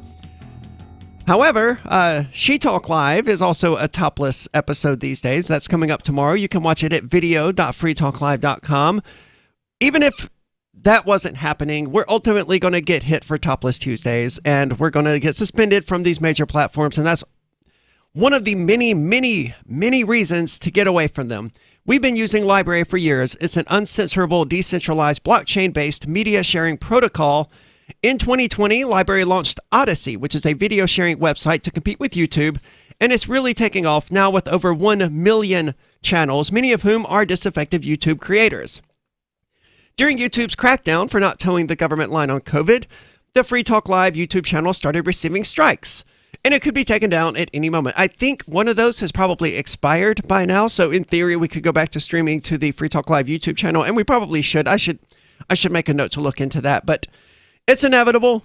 They're going to kick us off, so check us out at video.freetalklive.com. That's a link to our Odyssey channel, video.freetalklive.com. If you're sick of having to change the platform on which you're watching the show because we're constantly being kicked off of them, well, there's your solution, video.freetalklive.com. We have Gabriel calling now, who is actually watching at video.freetalklive.com. Gabriel, you're on Free Talk Live. Hey, can you hear me all right? Mm-hmm. Yeah, what's on your mind? I just wanted to ask you guys what you think about the idea that because the people who are being kicked off of social media, big time mainstream social media platforms, like the conservatives that are, really whining about it a lot and saying, they're kicking us off. What's going on? And then people saying, well, hey, they're a company that can do whatever they want. Just don't go there. Well, I was thinking, since they're actually advocating for political action that aggresses against other people, couldn't it be that they are literally advocating for violence, in a very adamant way? Can you repeat the question without the pronouns? I don't know who you're talking about. Who is doing what? Basically, conservatives are complaining that they're being kicked off, but most of them are also advocating for violence at the same time. Most of the conservatives are advocating for violence. Whenever they support their mainstream political party, and either side. Sure. I mean, what you're getting at is that the Democrats and the Republicans, both of them are committing aggression against people every single day. Exactly. And so whenever they advocate for that political side, they are advocating violence publicly on those platforms. Except Silicon Valley leans in one direction, and whenever the left come out saying that they demanding that I get a vaccine passport, freedom pass to enter into a grocery store, how is that not violence against me? But Facebook is never going to take that down. No, because Facebook and Twitter and YouTube, they don't see violence of the state as being violence. So the question I think you're getting at is, well, if you can just go elsewhere, just don't use their devices, their software, go somewhere else, make your own, which they like to say. And then, of course, they take that down when it happens to be something. What was it? Parler got taken down for a couple of weeks or something. Yeah, but you know what? They can't take down social.freetalklive.com. My biggest issue is Twitter, Facebook, some of these big boys. They're actually winning elections. They're getting people elected who I might not agree with, who I think are are dangerous to my lifestyle. And they've also hidden behind the veneer of freedom of speech for a very long time. The suggestion was that this is your place where you can go and you can speak your mind. Then well, they're called freaking YouTube, right? That was the whole point. Yep. That was the idea, but now it's not. And it's, once somebody has an idea that's just too bad, and, I'm not saying this is easy. Look, if you let the Nazis come in, then pretty soon everybody doesn't want to be at your place anymore. And so you've got to do some level of monitoring. I understand the problems. I just, Nazis are welcome at social.freetalklive.com. We'll argue with them and we'll demonstrate why they're wrong and why their opinions are ideologically unsound. Absolutely. This is an old argument. I don't want to push these guys under the rocks. And I don't want them hiding. I want to know where you're at. I want to know who you are. I want to know where you stand. I want to know your name. So first of all, I can defend myself, but I want to know that you exist. See, I disagree entirely. I got off social media because it sucks. And it really honestly doesn't matter whether it's a free social media like social.freetalklive.com or not, because I don't want to spend my time, the valuable few years that I have left on the planet Earth, arguing with somebody about some inconsequential BS on the internet. Well, to be fair, angry. I don't use social media for those purposes, and I'm not on social.freetalklive.com enough to argue with any Nazis that may or may not be there anyway. But, the point still stands that that was the whole reason I did Shemale versus Nazi. It's not because I wanted to give Christopher Cantwell a platform or whatever the ravenous left accused me of. It was because I wanted to demonstrate why his ideas weren't sound. And by the way, Mark, I'm not going to spend any time doing any of that either. I got cat memes to look at, but I'm going to allow the trolls out there to argue with themselves, and that feed will fly across mine, and I'll be like, all right, I see that guy and I see that guy. Now I know where these two stand. Yeah. Also valid. Back to cat memes. Yeah. I'm mainly just kind of thinking that sometimes a lot of libertarians will get up there and try to defend the conservatives for getting kicked off, but they have actually legitimate grounds for being kicked off if you don't want people advocating violence on your platform. But obviously, we could do a little bit better job possibly on focusing on the imbalance. But now, my question is, which conservatives have been kicked off for actually advocating violence? I thought that most of these guys were spouting conspiracy theories, especially when it comes to the Rona. That's why they got kicked off. Well, I mean, you got people like Richard Spencer and Christopher Cantwell and other conservatives. Hey, what about what's his name? Fat Boy, Alex Jones. Well, he was kicked off for being a lunatic. That's true. There are examples of people who were kicked off for not advocating violence. Correct. A lot of people. Well, we've been kicked off of platforms and we've never advocated violence. So advocating violence isn't the only reason that people get kicked from social media platforms. It doesn't matter what you do. They'll kick you off. They'll state you violated the community standards. You go and ask them, what's that mean? And they don't have any clue because it wasn't the same person answering your question as it was that kicked you off. It's some far left hijab wearing gal in Pakistan. Oh, you can tell this has never happened to Mark. Mark, you don't get to even speak to a human being anymore. There's no human being behind this process. It's no. They have whole teams of these guys in India. That's all they do. They have parameters. Yeah, and they handle maybe 1 in 50 of the actual suspensions. There are way too many suspensions for a human being to look at each and every one. Yeah, there's not enough managers. They have a whole team of these guys, and they just have a list, and they see the key words, and they just hit a button. And if you don't complain, you'll never get to talk to the manager. I think there's no opportunity to complain with Facebook and Twitter. You can appeal and then have it denied again. Yes, I've been through this, and the appeal is almost automatic, far too quick for a person to have looked at it. I think it's all AI. 603-283-6160.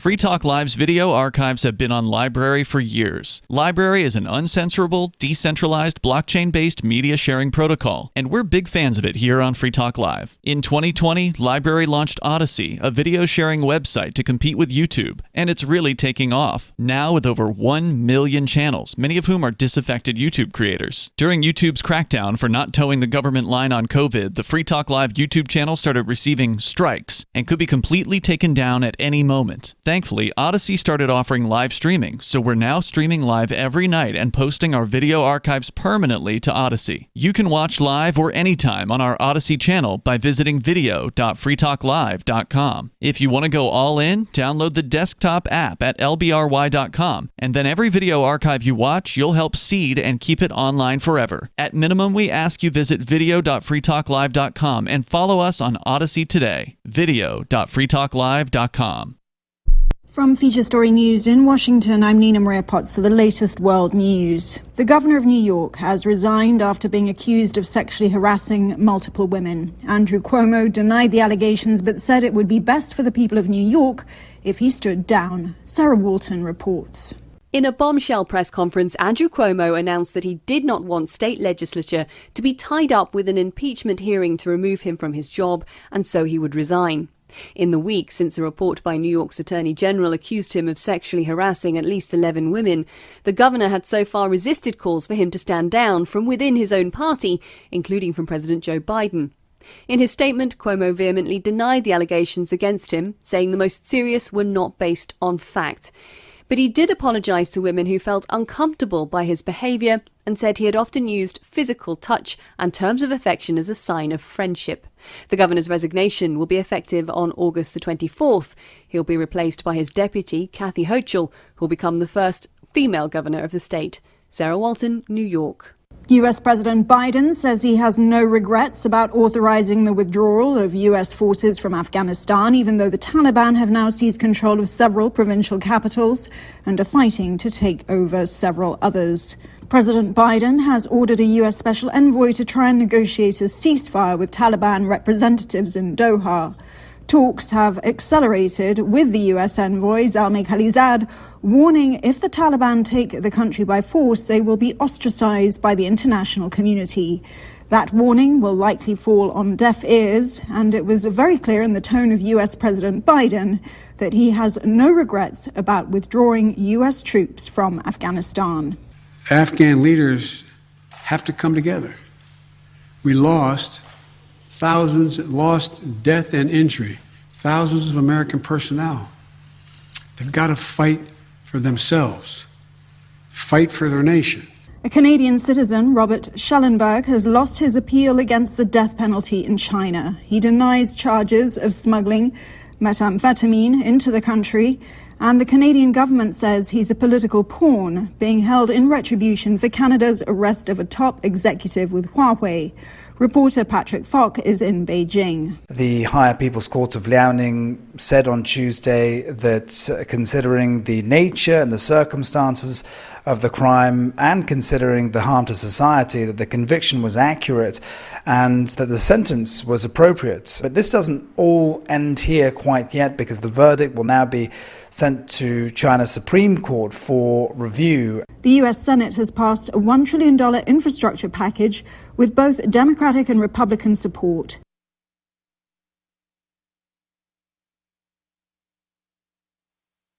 Yep, we still do email. Drop your email address in the entry box at freetalklive.com, and you'll be kept in the loop with Free Talk Live.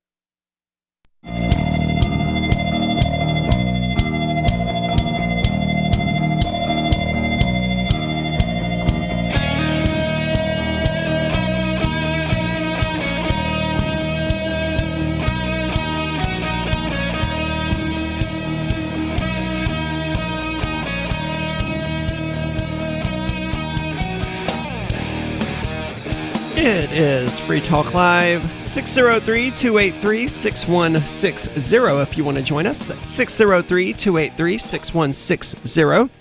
Because that's what we do here on Free Talk Live. We empower you to share your opinions on national radio, no matter what they happen to be. As we were talking about previously, I'm not opposed to talking to Nazis. We have Scott the Bigot, who actually hasn't called in quite a while, but we used to have him call regularly. Even Christopher Cantwell still calls every once in a while from prison, regrettably.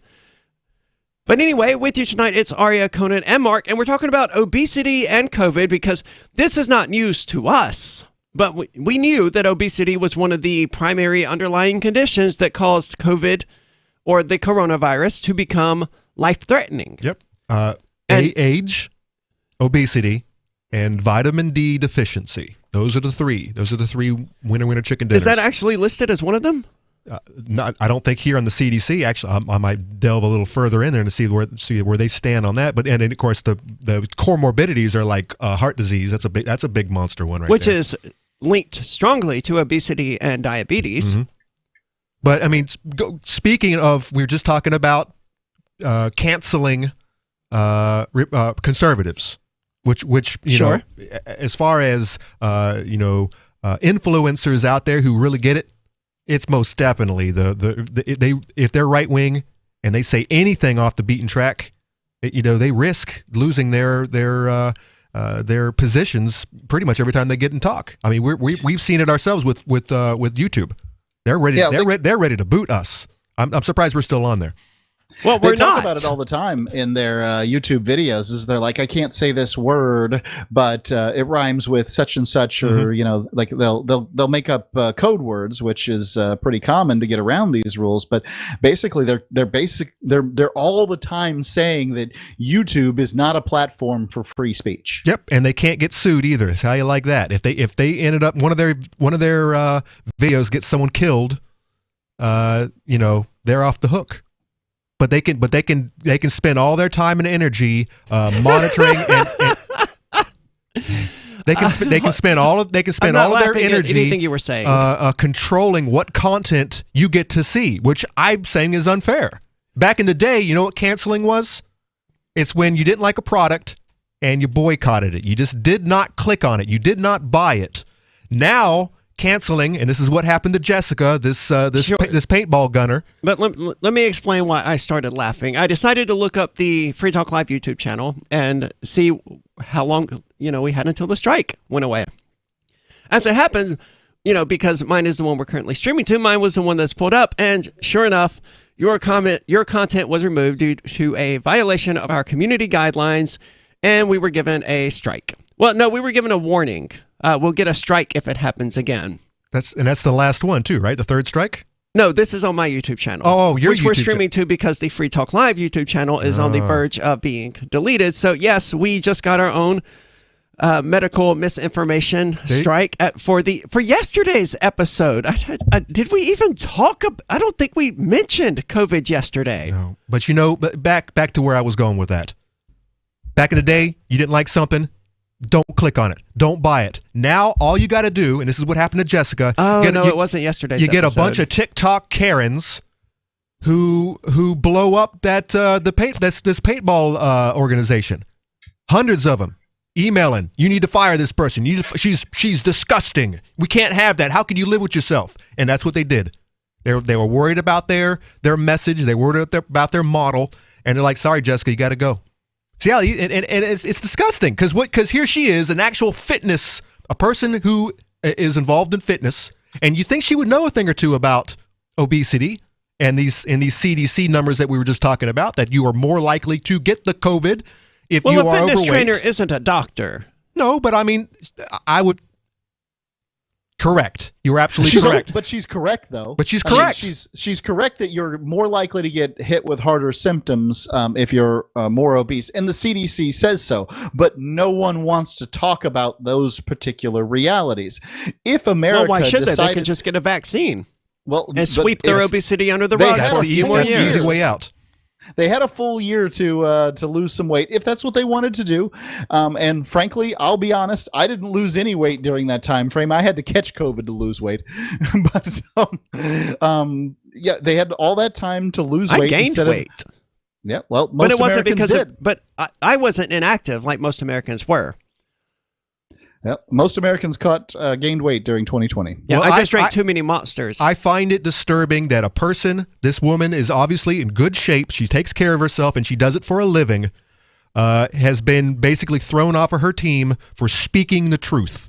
And a bunch of Karens couldn't take it, and they get in there and they talk to her management and they got her fired. Would she have been kicked off would she have been fired if she had phrased her response more delicately? She thinks she would not have. She's already apologized and said she wasn't very tactful and she should have said it differently. And she's probably right.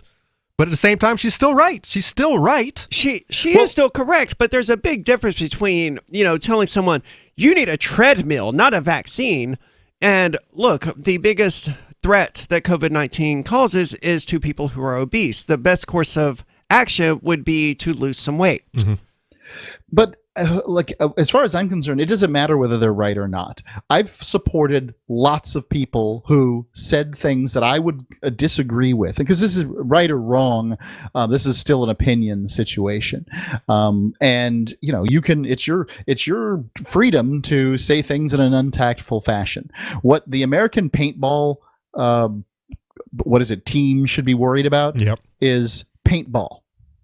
And what the NFL should be worried about is football. Yeah, but to a certain extent, these organizations, they need fans. None of these Karens that got her fired watch paintball. I can assure you that. Well, they watched it enough to know what she said. Some of these TikTok Karens need to lose some weight too, by the way. I'm just saying. I'd be a fan of an organization that stood up and said, hey, look, we do paintball. You people do your opinions. If you got a problem with it, blow up her YouTube channel. Correct. We're gonna shoot the other team with paintballs. And if the NFL had said, look, I don't know why we're doing the national anthem in the beginning in the first place. Mark, that's borderline delusional. Actions don't happen in a bubble. If you want your paintball team to get people to come out and spectate and cheer you on, you have to have players that the people like. If your players are out there pissing people off, you're not going to have people coming to your games, and you're going to lose money, and you're going to go out of business.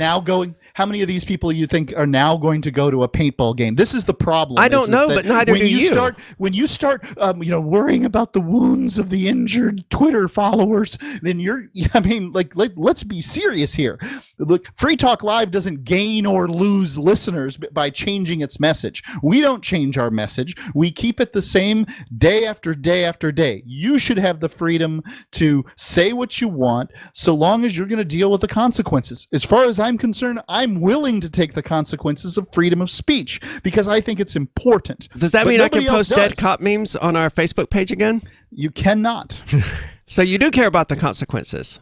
I think the dead cop memes are pointless. It got more interactions than any other Facebook post on Free Talk Live in the last several years. Right. That is true. Arya, as far as cancel culture goes, all you have to do is look at today's sports. They are going so far and beyond to kowtow to these Karens that their sports are unwatchable.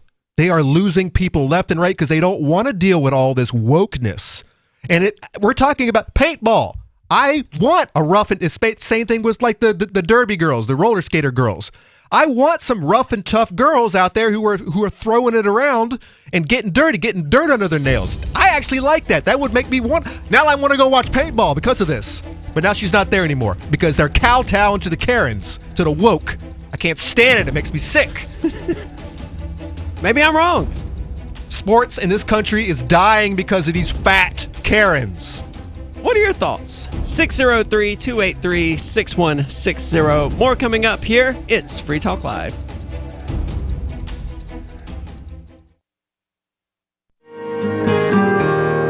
So the protection of life, liberty, and property is what the Free State Project is all about. But it's an effort to move 20,000 people who understand. It's about demonstrating to the entire country that, yeah, we can have a free market, a truly free market. Making it just a freer, great place to live. It's the world's largest voluntarist libertarian community, and it's only getting bigger. That's amazing, to be able to move to a place where other people passionately believe in being free and independent. What the Free State Project is managing to do, though, is to put their money where their mouth is.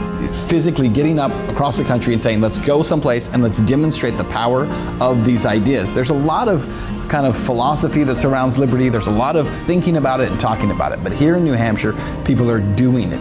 101 Reasons Liberty Lives in New Hampshire, a documentary by Free State Project Early Movers. Watch it free at 101reasonsfilm.com. 101reasonsfilm.com. There are basically two types of advertising, direct response and branding. Radio's great for direct response with its low cost to listener ratio, but audio can't be beat for branding, which is a longer term endeavor. You want to be the first thing that someone thinks of when they think about your product or service.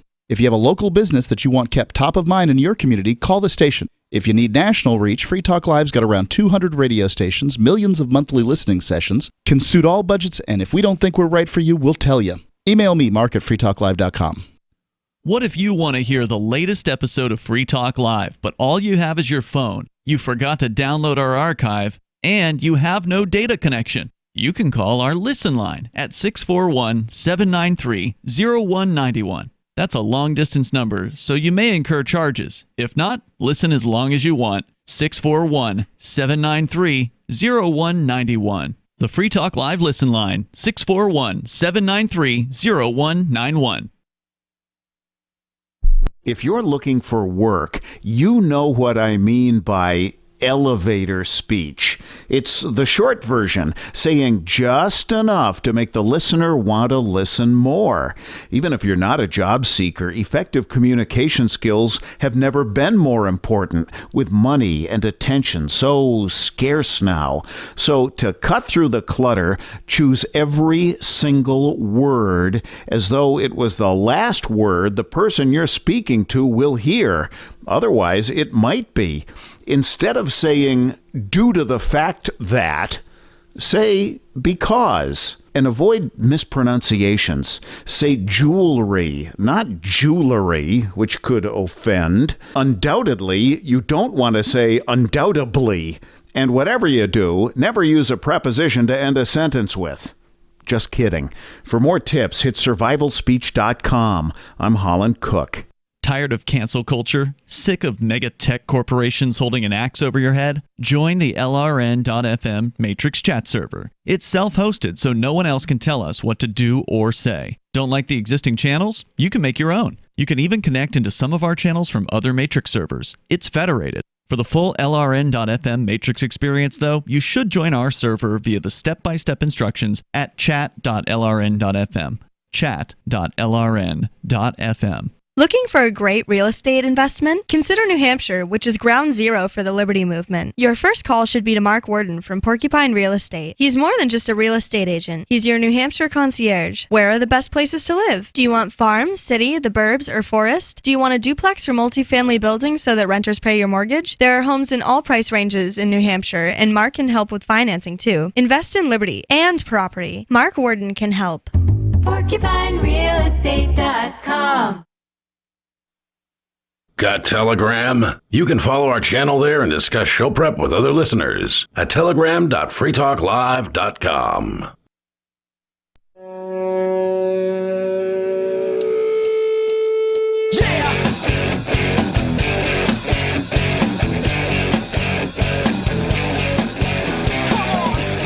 It's Free Talk Live. You're welcome to join us. 603-283-6160 if you want to do that. Mark, I don't know what you're doing, but I had to mute you for a moment. There was a lot of noise. 603-283-6160. With you in the studio, well, with you tonight, it's Aria, Conan, and Mark. And we've been talking about fat shaming, Karens, you know, this cancel culture that we find ourselves in. Like, my YouTube channel just received a strike. I don't care at all. In fact, my response was to laugh about it live on air when I discovered it, because it's just so stupid and pedantic and meaningless to me. But it was about Saturday night's episode, which I haven't listened to, but presumably there was medical misinformation in it. And of course, that's why the Free Talk Live YouTube channel is currently not receiving streams, because it got up to 2 strikes, with the third resulting in permanent deletion. And it's absurd. Even our live streams there on Facebook, at least briefly or at least once, like within 30 seconds of going live, it had the little click this for COVID-19 vaccine information banner under it. Before you even started streaming. Before we started actually talking, I think prior to that it was just like commercials and stuff. But I mean, how long until Facebook kicks us off? And it's not like we're even advocating. We're not advocating violence. We're quote spreading misinformation, which you have to point out But it can get people killed, Arya. No. You tell someone about ivermectin or hydrochloroquine. I mean, you could get someone killed. If you were spreading false information, you could get someone killed. Well, that's what they're claiming. No, they're calling it misinformation. If it was false information, they would say this is false. They have fact checkers who do exactly that sort of thing. But they also need to consider that, I mean, we're not doctors. And if anybody chooses to listen to us as though we are the final word on medicine for their lives, that person has abdicated their role as the person who is responsible for their life, liberty, and their pursuit of happiness. I mean, I would never say that, but I will say some things and expect people to fact check, because I would expect somebody to fact check me. And I hope, if I'm wrong, that they send me an email at mark@freetalklive.com. However, what YouTube... I have a whole matrix server full of people who seem to do nothing except fact check me. You can find it at chat.freetalklive.com if you want to join that. You're busy being wrong. Yeah, Mark, the only problem with that is when you're talking about the elite, when you're talking about Silicon Valley, they don't consider smart people out there. We're just all a bunch of dummies, and we need our hands held, and we need to be told how to think and what to think. Otherwise, we'll get ourselves killed. We can't have soda cups at a certain size because we're consuming too much sugar. It's for our own good. We need to just be good taxpayers. It's the worst kind of Bloomberg. hubris. The belief that their platform is somehow so powerful and so mind-numbing that people who just watch it, whatever that platform might be, they just can't help themselves but believe everything that's delivered by it. I mean, who would think that? No, that's true. Maniac? Have you met the average person these days? That's how they became so wrapped up in the science is settled and masks work and climate change is happening and Trump said drink bleach. That's how these people got so wrapped up in that in the first place. He didn't say drink. He didn't say drink bleach. He joked about it. No, he didn't. No, he didn't even joke about it. He said use some disinfectants. He was talking about. See, Mark, you're one of the people we're talking about who just believe whatever they hear. No one did it. That's the thing. Because the president of the United States, the most powerful man on the planet, suggested that people drink disinfectants or bleach or whatever. No, he didn't. They claim some lady killed her husband by putting bleach in his soda or something. That was going on for months. But Trump didn't suggest that people drink bleach or disinfectant. He didn't. If you watch that presentation, he never said that. They just took it. They just took it out of context, and they said that he said all these stupid things. And then they spread it on social media where Mark believed it. Yeah. No, what I was trying to say is that Trump joked about the drinking of bleach, and no one drank bleach, but somehow the most powerful... He didn't. Fine, he didn't. I didn't listen to the whole thing because I don't care what Trump says. Okay, that's the fair. point I'm trying to get across, is if you drink bleach because somebody on television or YouTube or whatever told you to, you deserve to die. Well, we that's need you all out right. of the gene pool. Yes, Darwin rules. I don't disagree. I definitely agree on that part. And if you're fat and you die from overweight, you live a very short lifespan, I'm also okay with that. But let's put this on hold because we actually do have a caller on the line. Rob from Vermont, you're on Free Talk Live. Hey, I gotta tell you, it's always good to listen to you guys, especially when there's some kind of a. Some people like it, but I go home all sweaty and mad sometimes. Sorry, Conan. Go ahead, dude. You didn't get the thing, did you? Hey, dude, I gotta tell you, I broke down and I got the J&J. Yeah. Okay, and I got the J&J too. But you got the you got the Moderna as well, didn't you, Mark? Right. Well, I didn't mean to stop Rob, but I'll talk about what I got after Rob's done. Rob, tell us why you did it. Well, I mean, because I'm 57 years old. I'll be 58 come the end of this year, and I have neuropathy. It's and it's robbing me of my mobility. So as I get older, it gets a little bit more difficult for me to do the things I really want to do. And it also slows down my healing process. And, and I guess I held out as long as I did, because one of the things I didn't hear enough about was what people's experiences were after taking the shot. Their side effects and stuff. I think that's what made me hold out so long. Oh yeah, mainstream's not going to tell you any of that. You have to go look for it you have to go find it on your own. You have to go to the VAERS. You have to go to the VAERS database on your own. I don't trust that stuff when they're like, "Hey, 400,000 people have died of the shot." That doesn't make any sense. Actually, it's 13,000. Well, that's a heck of a lot less than people who died with corona. Hold on. Are you now an advocate of the vaccines, Mark? That's the weirdest thing about this, the libertarians. Look, I don't think you should have to take the vaccine, but no, I'm not saying you're in favor of mandates at all. I'm just saying, would you advocate that people take the vaccines? If you look, I advocate that people look at the evidence as they wish and come up with the conclusions they've come up with. What I did was I first heard from somebody who had the same symptom I did, which is was cloudiness and thinking. I just couldn't. My brain doesn't work as good as it did 6 months ago. Sorry, this is the way it is. And I spoke to a friend. He had the same problem. He took his first Moderna shot and he said it cleared up. And that was true for me too. But I believe that there's some kind of long-term, there's brain damage, and I just don't remember. Isn't that a study that just came out where they're talking that COVID-19 sufferers also had some kind of low IQ-ishness that was taking place? There was something that went out. We never actually got into it, but I did have some show prep about how COVID-19 did appear to make people less intelligent. Well, what it's done for me is it's taken memory. I just can't remember like that word that I need to say next in a lot of cases. So I stammer more than I used to, and it's bothersome to me. Either way, it did clear up the Moderna shot, the one Moderna shot that I took, cleared up the sort of cloudiness. But I was also I took 4 days worth of ivermectin at the same time. So one or both or either could have done it. I don't have any answers for that.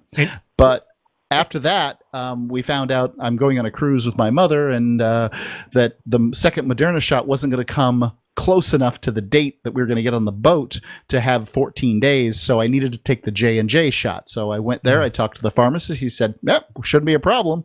Got the J&J shot. The Moderna shot made me sick for 36 hours. The J&J shot, I had no effect at all. Is that similar for you, Rob? You got the J&J, right? Yeah, and then it was like it wasn't any different than any other day. I didn't suffer any ill fate. I didn't get sick or anything. I just went on as I usually do. How long ago did you get the shot? I got it last Saturday night. This past Saturday or the one prior? So just a couple days ago or a week ago? The one prior. Okay, so almost a week and a half. Yeah, about a week and a half, and I didn't feel ill. I didn't feel uncomfortable. I mean, it was just like any other day. I mean, the next. Would you recommend it to people? I only would recommend it for myself. I can't because I'm not a doctor. Good man. Yeah. Hey, I wouldn't do it for anybody else either. I would like to point out the J&J shot is not an mRNA vaccine. Correct. What they're calling a vaccine. It's the old school. Yeah, it's much more old school. Rob, did you get any incentives to get free burgers or free beer? No, I just went home afterwards. You should have asked for your $100, man. I'm telling you, I'm holding out for the 50 Bitcoins. If they want to offer me 50 Bitcoins to get the job, I'll do it. There's more coming up. It's Free Talk Live. Some of you asked, and now we've delivered. LRN.FM's live Keene, New Hampshire studio shows are now streamed in HD on Twitch. Visit our channel at twitch.lrn.fm and give it a follow. If you have Amazon Prime, you get one free subscription on Twitch. If you use it on our channel, Twitch will give LRN.FM a monthly piece of your Prime subscription cost. So please watch, follow, share, and subscribe to twitch.lrn.fm. That's twitch.lrn.fm. After a devastating war, the alien visitors were driven back, and their willing human collaborators were left behind to face the music. When Emma Jean Anderson's ex-lover springs her from prison, Nathan Foster and his 14-year-old nephew Ben are tasked with bringing the pair to justice. An easy enough job until they discover something is inside Emma Jean, and the fate of the planet hangs in the balance. The Family Business by Mike Coopery from BaneBooks.com. So you've signed the Shire Society Declaration and are planning your move to New Hampshire to be around more liberty-oriented people. Next, sign up for the Shire Society Forum at forum.shiresociety.com. There are a bunch of people there who are already in the Shire, and they want to meet you. If you're already in the Shire physically, you should also come by the forums. Remember, not everyone uses Facebook. New people are signing up for the Shire Society Forum every month, so drop in and say hello at forum.shiresociety.com. If you want to know the latest about Free Talk Live before we go on the air, all you need to decide is how you want it delivered. It's your choice. Visit news.freetalklive.com to receive our usually weekly news updates by email. Plus, we have a Twitter account at twitter.freetalklive.com, and you can follow us on the decentralized Mastodon platform at toot.freetalklive.com. So please follow us at toot.freetalklive.com and sign up for our emails at news.freetalklive.com. You're listening to the live edition of Free Talk Live. Hour number 3 is next after the news here on the Liberty Radio Network at LRN.FM. From Feature Story News in Washington, I'm Nina Maria Potts for the latest world news. The governor of New York has resigned after being accused of sexually harassing multiple women. Andrew Cuomo denied the allegations but said it would be best for the people of New York if he stood down. Sarah Walton reports. In a bombshell press conference, Andrew Cuomo announced that he did not want state legislature to be tied up with an impeachment hearing to remove him from his job, and so he would resign. In the week since a report by New York's Attorney General accused him of sexually harassing at least 11 women, the governor had so far resisted calls for him to stand down from within his own party, including from President Joe Biden. In his statement, Cuomo vehemently denied the allegations against him, saying the most serious were not based on fact. But he did apologise to women who felt uncomfortable by his behaviour and said he had often used physical touch and terms of affection as a sign of friendship.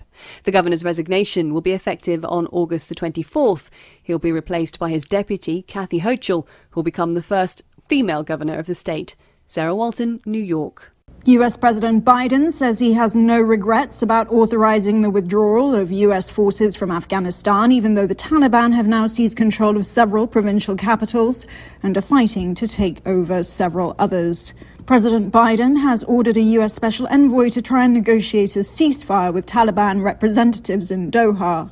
Talks have accelerated with the US envoy, Zalmay Khalilzad, warning if the Taliban take the country by force, they will be ostracized by the international community.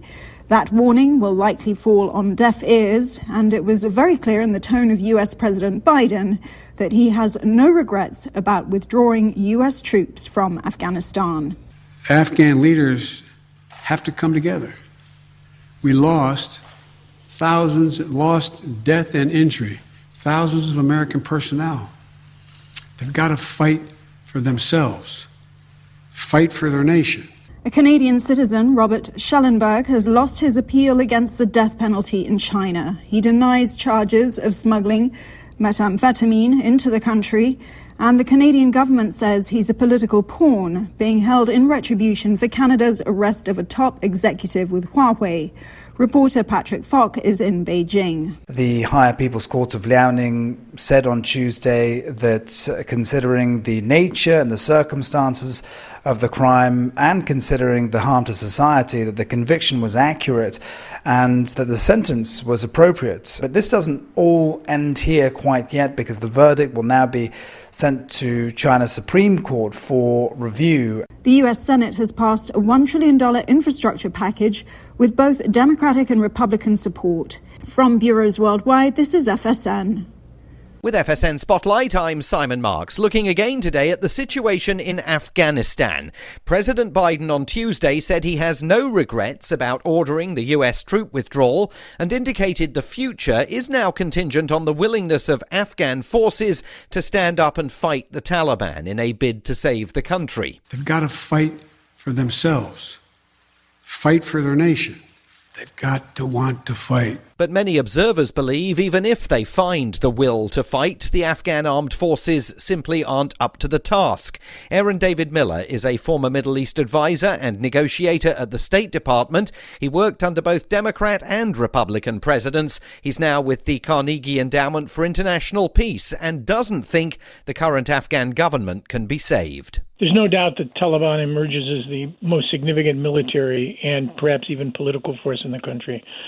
You know, with a vacuum, a commitment by the United States to leave, a bold and courageous decision by Mr. Biden, but it's a tough one. So I think we're talking, I mean, in terms of the clock, I think we're probably talking about a year until you could actually see the prospects of Kabul falling. President Biden has sent a special envoy to Doha to urge the Taliban to end their military offensives. It's far from clear that having captured so much terrain already, they're in a mood to listen. With FSN Spotlight, I'm Simon Marks. And a reminder now of the hour's top story. The governor of New York has resigned after being accused of sexually harassing multiple women. Andrew Cuomo denied the allegations but said it would be best for the people of New York if he stood down. And a Canadian citizen, Robert Schellenberg, has lost his appeal against the death penalty in China. And that's the latest world news from Feature Story News. I'm Nina Maria Potts reporting.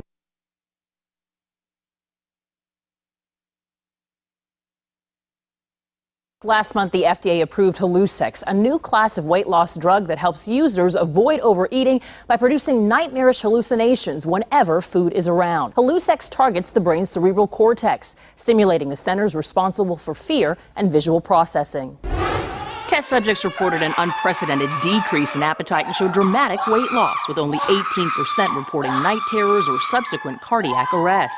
It's designed to make fatty and sugary foods even scarier. An apple just looks like it has fangs, but a milkshake will threaten you and your family by name. Earlier incarnations of the drug proved to be too powerful and produced mental states in which test subjects no longer believed that food had ever existed. An unshakable belief that the subject had to eat all of the food on the planet in order to prevent food from rising up and destroying the human race. No, you don't understand. I have to do this. Or the conviction that food could be negotiated with diplomatically. With the Lab Report, I'm Aisha Patel. This is the Onion News Network.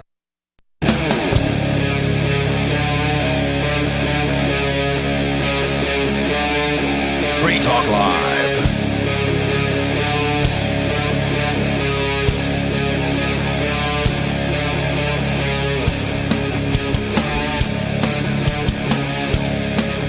It is Free Talk Live. You know, once upon a time, people on the left made it out that whatever the CDC recommended, whatever the World Health Organization recommended, that was the undisputed, settled science, and it had to be obeyed. Until the CDC dropped their mask mandate, and then they went crazy. Yes. What do you mean? You can't do this? And then it was all World Health Organization for a couple of weeks there, and then finally the CDC, for whatever reason, decided to jump back on board. Well, because of the rise of the, quote, Delta variant. But it's worse than that, because everyone in the scientific community, from what I can tell, and, you know, not that I care what the CDC or the World Health Organization has to say, but I also have been upfront for the last 20 months that I don't care what these organizations have to say. People on the left, however, took their words as unquestionable truth. And I wonder if these people ever ate oysters, raw oysters. Because the CDC's had an advisory out against those for a very long time. Really? But I enjoy them regularly. I suspect that most people on the left have not, in fact, eaten raw oysters. Well, they're missing out because I find them tasty. These are the people who eat, like, avocado toast. Wait, hold, breaks. How do you eat? How do you just squirt some Worcestershire on them or some soy sauce and just... How do you prepare them? Personally, I put some horseradish, the actual horseradish, not horseradish sauce, and hot sauce, and then I, just slurp them. So right out of you just reach in the cooler? I mean, you're talking about right off of the ocean floor. You're just right out there with a knife, and you're shucking away, and you just, how do you?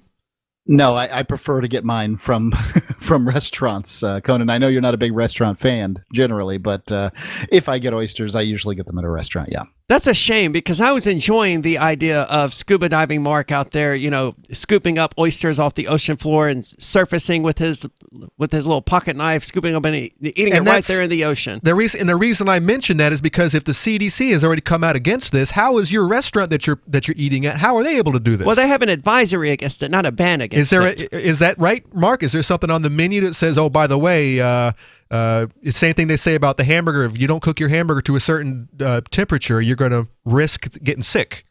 Yeah, that's exactly. Well, yeah, it's even. I would say that it's a bigger deal about oysters than it is about hamburgers. But I mean, don't forget sushi. Don't forget all these things. I mean, there's often advisories on the menu, and many times the advisories are on the menu because the CDC, says these sorts of things.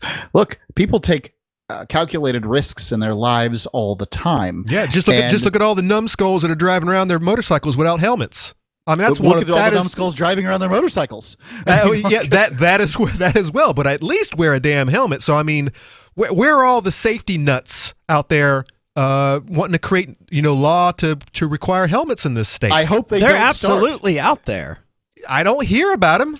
Well, because it's not an issue that not during COVID-19, but there are absolutely people out there who say that helmets should be required. Absolutely, in New Hampshire. Absolutely, but they're not in the droves like they are with the vaccine people. Well, because they're instead talking about the vaccine because that's a more urgent and pressing matter to them. And of course, helmetless motorcycles aren't getting you killed.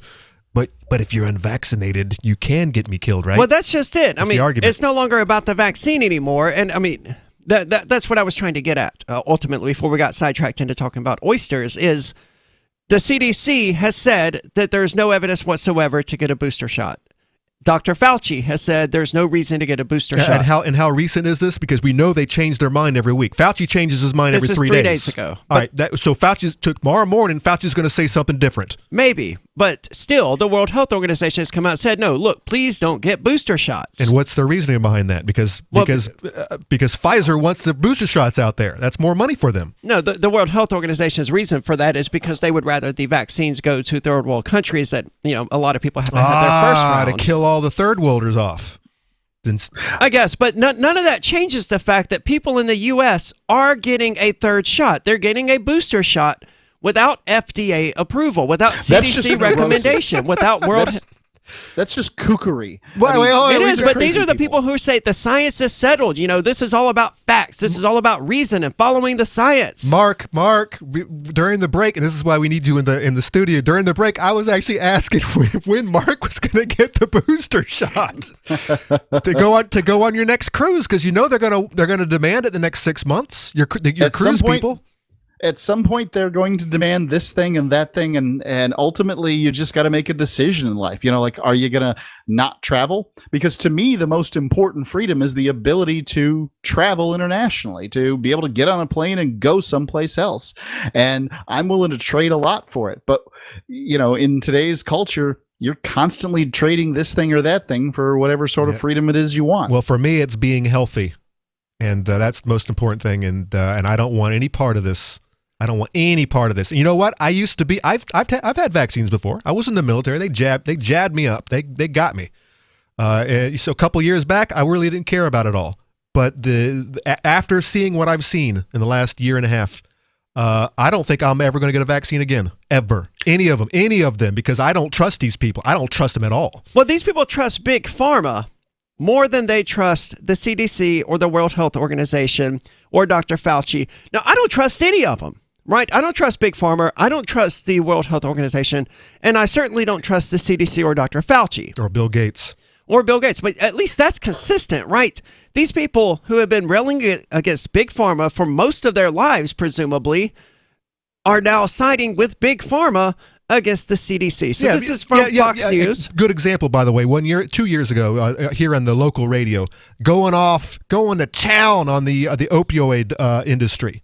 And all the people who got hooked. Remember that? You don't hear about that story anymore. All of the Americans who got hooked because of a monster scandal where they were, making billions off of getting people hooked on this stuff. The company, and I don't remember who it was. Who was it that was producing Lortabs and OxyContin? Mark, do you remember offhand? Because I know they ended up paying like a $2 billion fine or something. No, it was like a $900 billion fine. Johnson & Johnson got a big fine. They got railed hard. Yeah, there's more than one company that's had to deal with this. It was a family, but they're still in business. Well, yeah, because they're trillion-dollar It's not like they're in companies. jail or anything. It's not like they've gone away forever. They're still in business. They're still doing things. Yeah, I mean, this is what they do. So when the Delta variant started spreading, Gina Welch decided not to take any chances.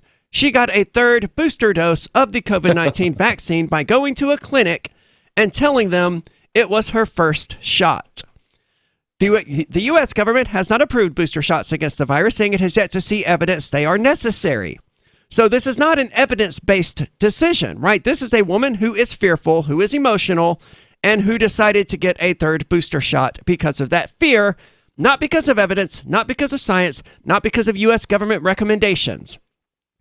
Well, the Delta variant thing appears to be a great deal of BS anyway. Oh, hell yeah. They can't even test for it. The rapid tests they're using to test all these people, it's not picking up the variants.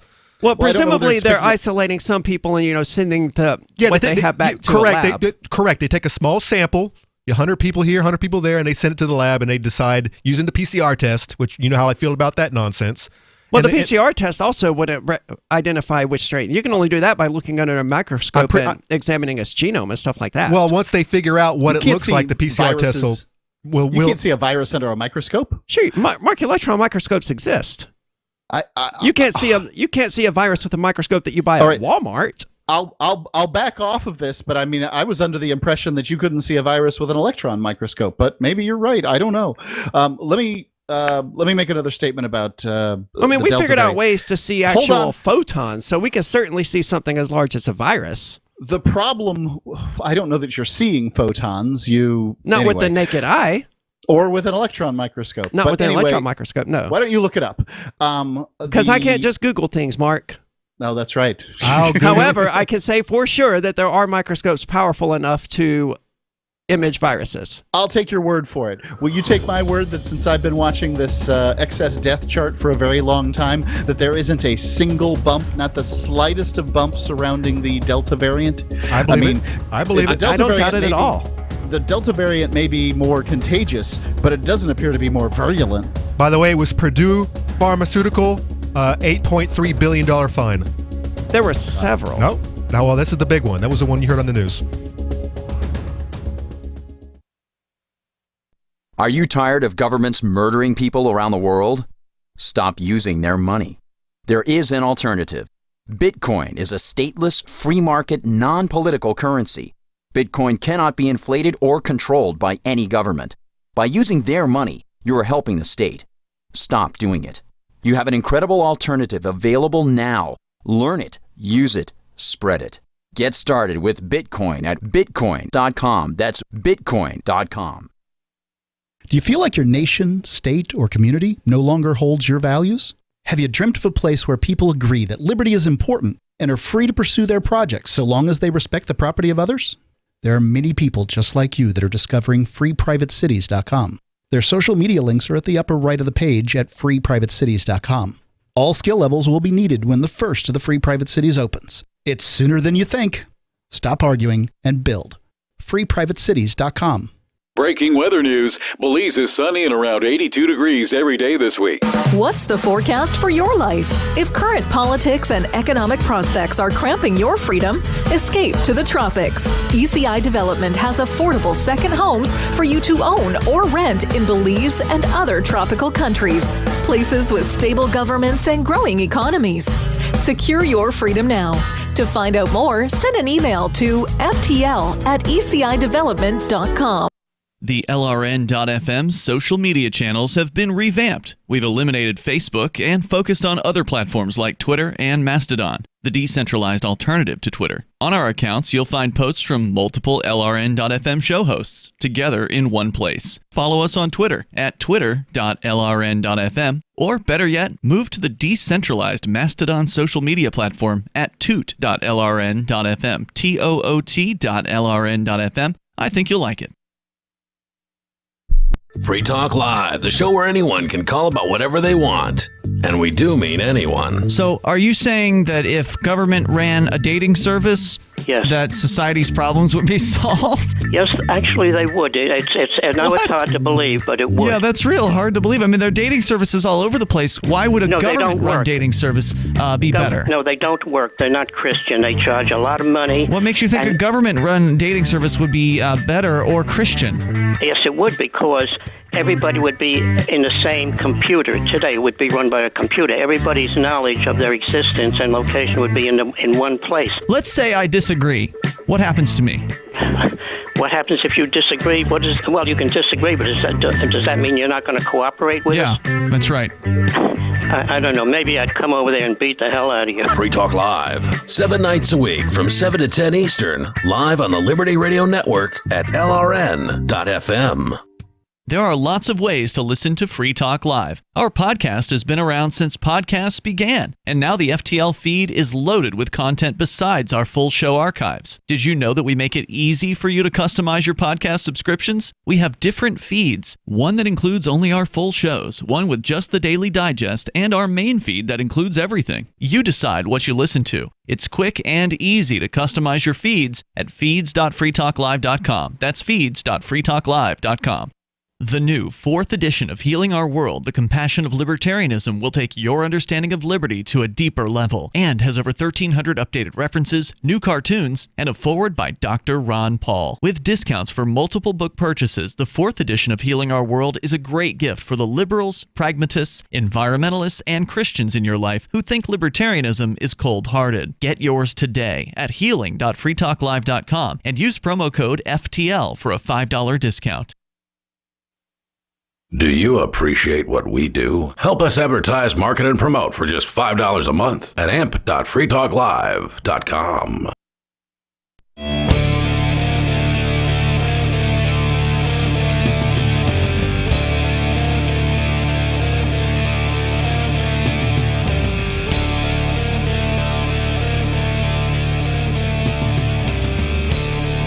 It is Free Talk Live, 603-283-6160. If you're one of these people who wants to get a booster shot, or maybe you've had a booster shot for the COVID-19 vaccine, give us a call. I want to know what your reasons are.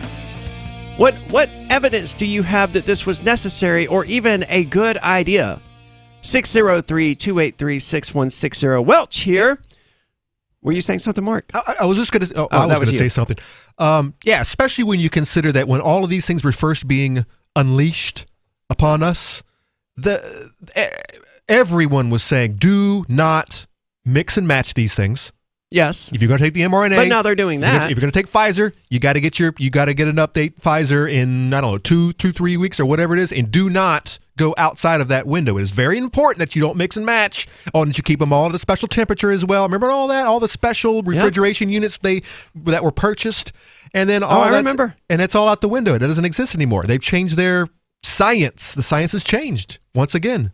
Well, this isn't even science. This is just them acting on a whim, acting in a panic to do whatever they think will make them feel a little bit less afraid. The people who are taking these shots are the ones who are administrating them, the ones that are selling them.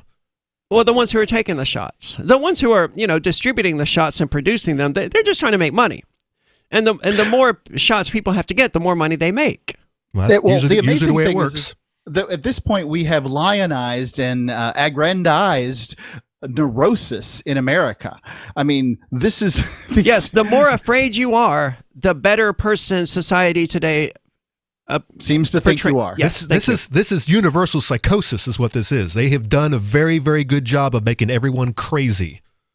Yes, and placing that craziness on a pedestal. The crazier you are, the more fervent you are, the more hysterical you are, the more virtuous you are, the better you are as a whole human being. That's what it looks like to me.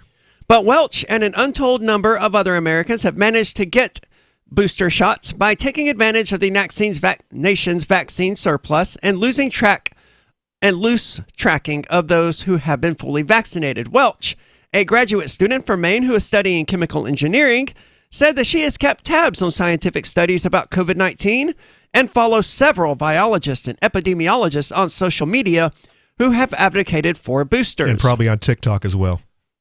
Well, she didn't say. She just said on social media. Yeah, so. TikTok. You got these stupid TikTok doctors, these influencers, by the way, being paid by government and by the big pharma people. Well, these people are going out. The ones recommending booster shots are going outside of the government's message, so they're not getting paid by the government. No, I'm talking about these TikTok influencers that are trying to get you to take the jab. Oh yeah, we've talked. I don't know anything about paid. TikTok, but I wouldn't trust the government on this either. I mean, no, certainly not. We saw Fauci say no masks, now 3 masks. I mean, there's nothing to believe here. Maybe a booster is a great idea, but the reason that governments around the world, the CDC, the WHO, and all that good stuff, they're saying it's because we need to get more shots out to the third world countries. Well, what do I care as an individual about a third world country? So I took half a shot from somebody in Ethiopia. What do I care? I want my booster, and I don't know what's right and what's wrong, but I do know I don't believe the government here either.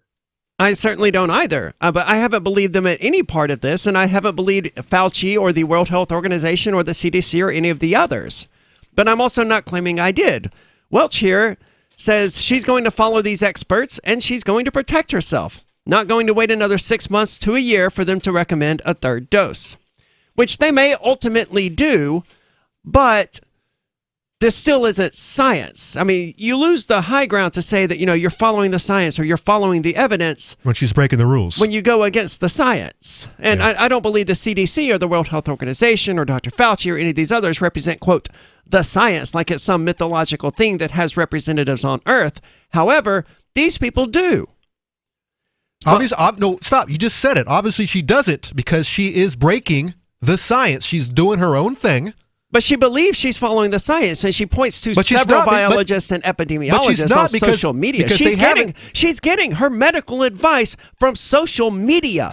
Exactly? Who is recommending a booster as we speak? Which agencies are recommending a booster? None of them. Well, then she's breaking the science. No, she's following the several biologists. She's following the priests to whom she has sworn her undying obedience. Well, the same people also swear up and down that the CDC and the World Health Organization are the law of the land.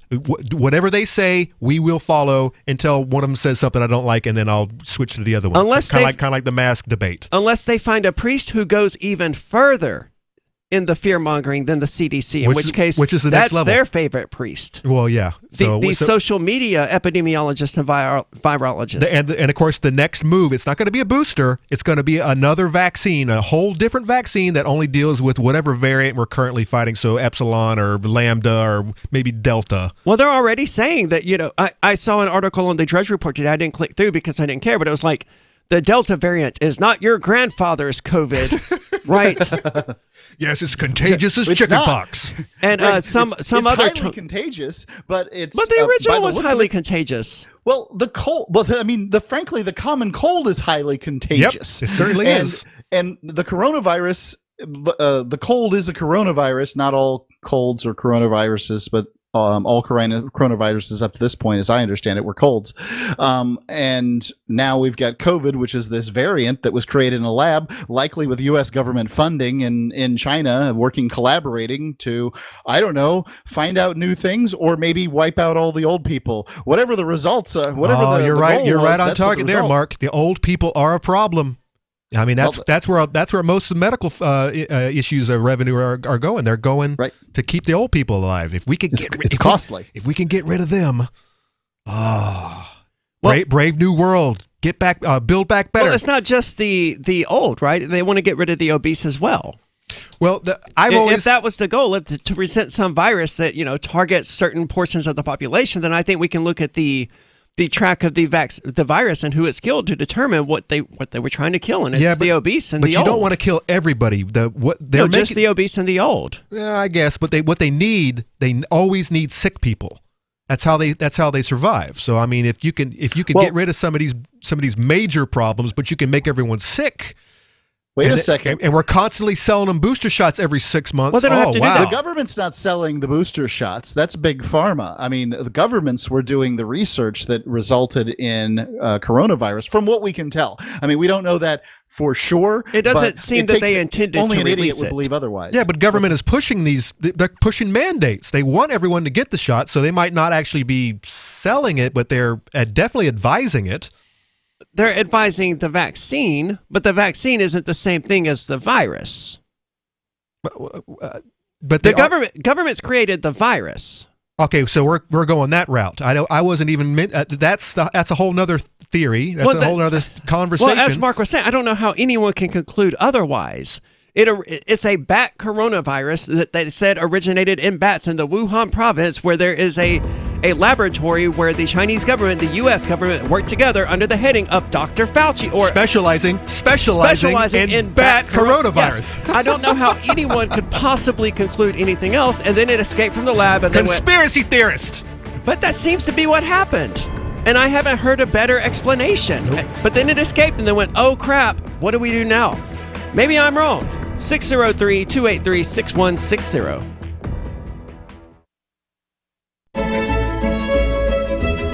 Carl Watner, longtime proponent of a voluntary society, died last December. You may have seen his articles published on his website, voluntarist.com, in his newsletter, The Voluntarist, the Mises Institute, or elsewhere over the last 40 years. His newest book, I Must Speak Out, Volume 2, The Best of the Voluntarist, is now available via Liberty Under Attack Publications. This 430-page second volume spans the years of 2000 through 2020 and includes articles by Carl Watner, Hans Hermann Hoppe, Carl Hess, Benjamin Tucker, George H. Smith, Lysander Spooner, Pete Eyre, Joyce Brand, and many others. I Must Speak Out is for the newly initiated, the veteran voluntarist, or anywhere in between. Buy the book now at libertyunderattack.com/voluntarist. For more great content on building a voluntary society and for Carl's extensive archives, check out voluntarist.com.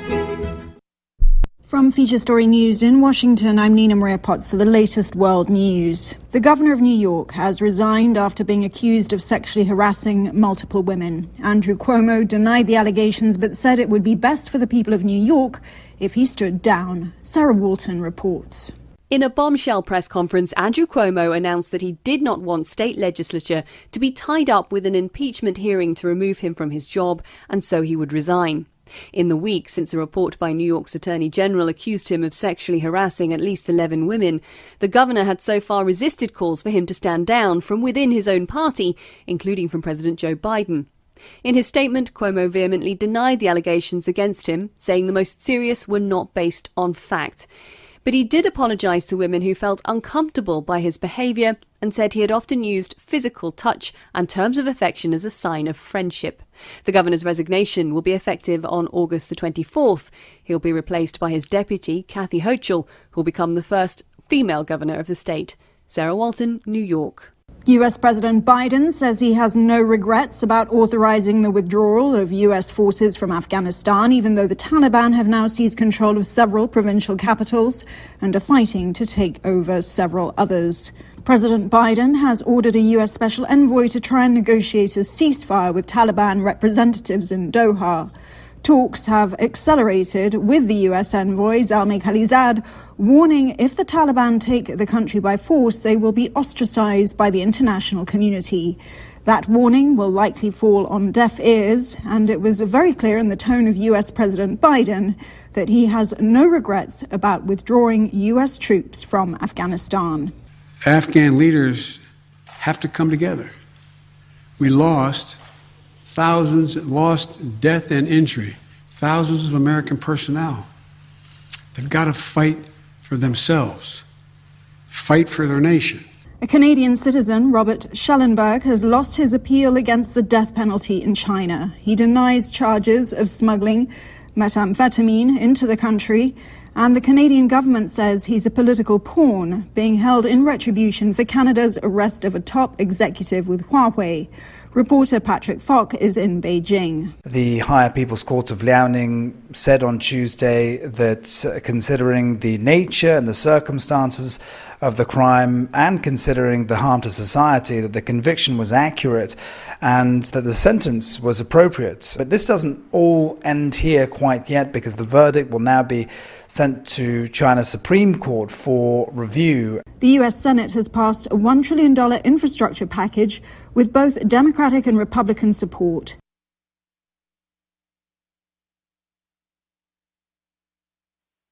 Our Matrix server is about as free as internet chat can be. Join the existing rooms or create your own at chat.freetalklive.com.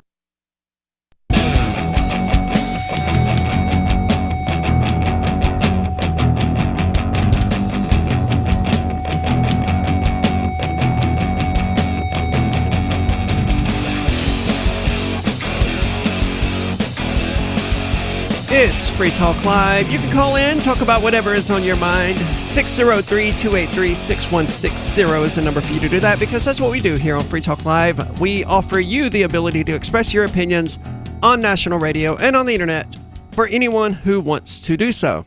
And if you don't call in, we're just going to keep yelling at each other. Yeah, but that's fun. Yeah, some people like it. But if you value that, you may consider joining the AMP program like James Hill did. He's a gold level amplifier, which means he gives $10 per month to the AMP program. But we don't ask that. All we ask is $5 per month. That stands for advertise, market, and promote, because it is money that is used strictly to advertise, market, and promote Free Talk Live. So if you value this platform that allows people to express their opinions on national radio without being censored, you may consider joining the AMP program like James Hill did here. James Hill, thank you so much for the contributions. We are talking about COVID booster shots, though, and how there's just there doesn't appear to be any scientific evidence beyond your random social media virologist or epidemiologist. And it's really just a matter of picking the one who says what you want to hear. Yeah. And of course, we've been doing that as for well. everybody at this point, though? That's what I was about to say. Well, I mean, we're doing that as well. We find our physician or our nurse or whatever who says, oh, well, this is causing people to have blood clots and be sterilized and all this other stuff. We're just picking the ones who are saying what we already want to believe. This is true about everything, except I'm not just quoting someone I watched on YouTube, because I don't really watch a whole lot of these influencers on YouTube, but I do look at things like, I don't know, the data, the stats. There's a VAERS database out there, guys, and it tells you how many hospitalizations there's been and how many people have died after they've gotten the vaccine. It might not necessarily be because of the vaccine, but it's a self-reporting system, and I have those stats, and the stats have jumped. And Mark I've got to side with Mark on this one. Mark was just talking about looking at the stats of this Delta variant. Yeah, how many deaths, Mark? Probably 50 or 60,000 versus the 13,000 total in the VAERS database. I got to side with Mark on this one. Most people don't even know the VAERS database exists. But that's what you're using. Medical professionals don't know the damn thing exists. Okay. But the data that you're pointing to suggests get the vaccine because it's less likely to kill you than COVID-19. Get the vaccine. Yeah, don't get the vaccine because you're more likely to die or have problems, adverse reactions from the vaccine than you are to actually die from this thing. The data you pointed out just now literally says exactly the opposite. 13,000 killed as a result of the vaccine versus 50, 60,000 a week and they have killed by COVID-19. Self-reporting that no one knows about. Go ahead, Mark. Hold on. There are definitely not 50 or 60,000 people dying per week from COVID-19, and there never has been, and not in the United States. They're only supposedly up to what, like 600,000 in the United States? Okay, well, 600,000 is still a hell of a lot larger than 13,000. And they're counting everybody. It's probably only 10% of that number is actually only COVID deaths. Yeah, but it doesn't matter if it's an obese person who dies from COVID-19 and it gets written down as COVID-19. They still died and they were obese and they would have died eventually as everyone would have. But having COVID-19 caused them to die much, much faster. Well, I don't know about that. I can say this. I can say with my own eyes what I've seen is I've seen people get COVID-19. I know what the results are. Lots of my friends got COVID-19 and they had different variations of not feeling ill at all to feeling quite ill. I was on, I wasn't doing well at all, but I mean, I did have a friend that died from it too.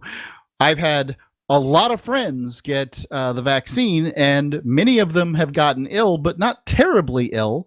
And the best I can tell from my limited experiences is the vaccine is not nearly as deadly as the disease. So, Conan, I will not say that the vaccine is as deadly as the disease. But what I will say is you should be free to do whatever research you want, come to whatever conclusion you want, and live with whatever that decision is. I don't think any of us are suggesting otherwise. We aren't, but the authorities out there are, and they don't want me in their grocery store, and that's where it's going. Mark of the Beast is coming, man. Yeah, but don't you prefer curbside pickup anyway? No, I don't. I like to go in and shop. I like to find deals. I like to meet. This is my interaction with other human beings. Otherwise, I don't see human beings. I'm just at my place doing my thing, taking care of my animals, gardening. Going out and going to the grocery store is an event for me. And for the past damn year, I've had to deal with some pimple-faced kid bringing my groceries out to me, and I'm just out there sweating in my car. And it's like, this sucks. I haven't done curbside pickup once. I don't even know what it's like. I don't know how you get them to bring your groceries out to you, and I'm not interested in learning. You have to. It's all online. You have to. I don't want to do it. You get on their stupid app and you buy things from departments, from grocery stores that you don't want because you want the generic or you want some other brand that they don't have, and so you're stuck with it. I hate it. And Michael Hampton, who used to live with me while he was, dealing with cancer, so during the pandemic, he stopped going out and he would get deliveries. More often than not, they would bring stuff that was not his order. Like, there is still a 12-pack of Diet Cokes sitting in my house that they brought him, and a bottle of fabric softener that they brought him on accident. It was someone else's order entirely. Someone else's $100 order dropped off at our doorstep. Insane. Well, I never had any issues like that, but I don't really shop all that much either. It's just, here and there. But I do like, believe it or not, I am not anti-social. I'm asocial. I would rather not spend a whole lot of time with other human beings, but I do like to go out. I like to go out as well. I mean, when the bars closed in New Hampshire, that sucked because, let's be honest, that's about all there is to do in New Hampshire is go to a bar. I mean, if you want to do something after 10 o'clock, that's the only game in town. So that sucked. What do people do if they're not drinking after 10 o'clock? They stay home and watch Netflix. They go home and drink and watch Netflix. If they don't drink, they just watch Netflix. And sometimes they chill. Or they smoke pot and watch Netflix. Yes, this is true. Question about this booster shot thing. So now what is a booster shot generally, the ones that we've, what are the measles? I think there are booster shots out there. Is it the original vaccine 100%, or is it a smaller dose? Is it a different dose? It is the original vaccine, and they're getting them by telling people, oh no, I've never been vaccinated. This will be my first shot. I know what they're considering a booster. I'm talking about in general, when you get a booster for one of these attenuated old school vaccines. Okay. Is the booster different than the original shot, like the shot 1, shot 2, and then a booster, 3 or 4 years later or whenever? My question is, the booster different? Because they're saying these people aren't following the science, and they might actually be doing themselves harm because they're getting a full wallop of the original vaccine when it should be just a little portion or something completely different. I don't know how booster shots of vaccines work. Mark, do you? My understanding is that it's basically the same shot, but I couldn't answer with all specificity. I mean, my guess would be that in some cases it's the full shot, and in some cases it's a smaller shot. It depends on the vaccine.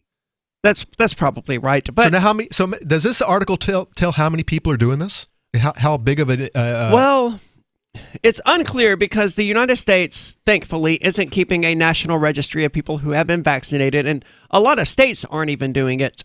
But there have been more than 900 instances of people getting a third dose of COVID-19 in a database run by the CDC, showed an Associated Press review of the data. But because reporting is voluntary, the full extent of people who have received third doses is unknown.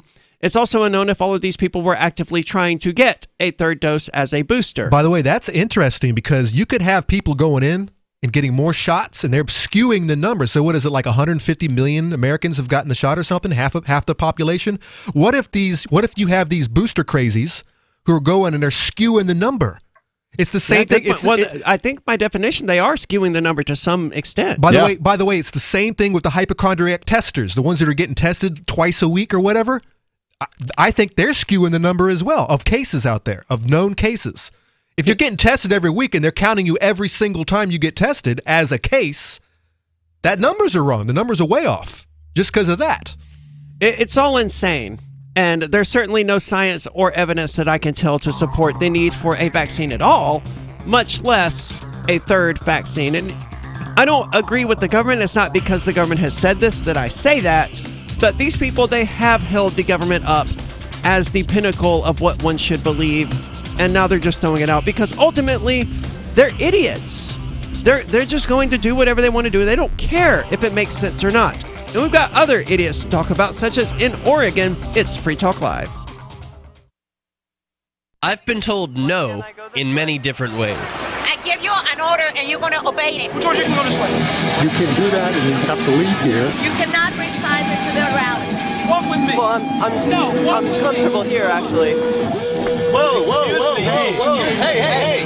Who do you think you are? Excuse me. There is no video and audio allowed in this office. No, I have work today. You ain't gonna make it. Wait a minute. Forget the road. Hey! Oh my God! Unbelievable! Why are you running from me? Because you scared me. What am I being detained for? You're being served. What is this? You're being served. What is this? Bureaucrats have a funny way of telling people no. That's the sound of the men working on the chain. Derek J's Victimless Crime Spree. Watch it for free and order the Director's Cut DVD at victimlesscrimespree.com.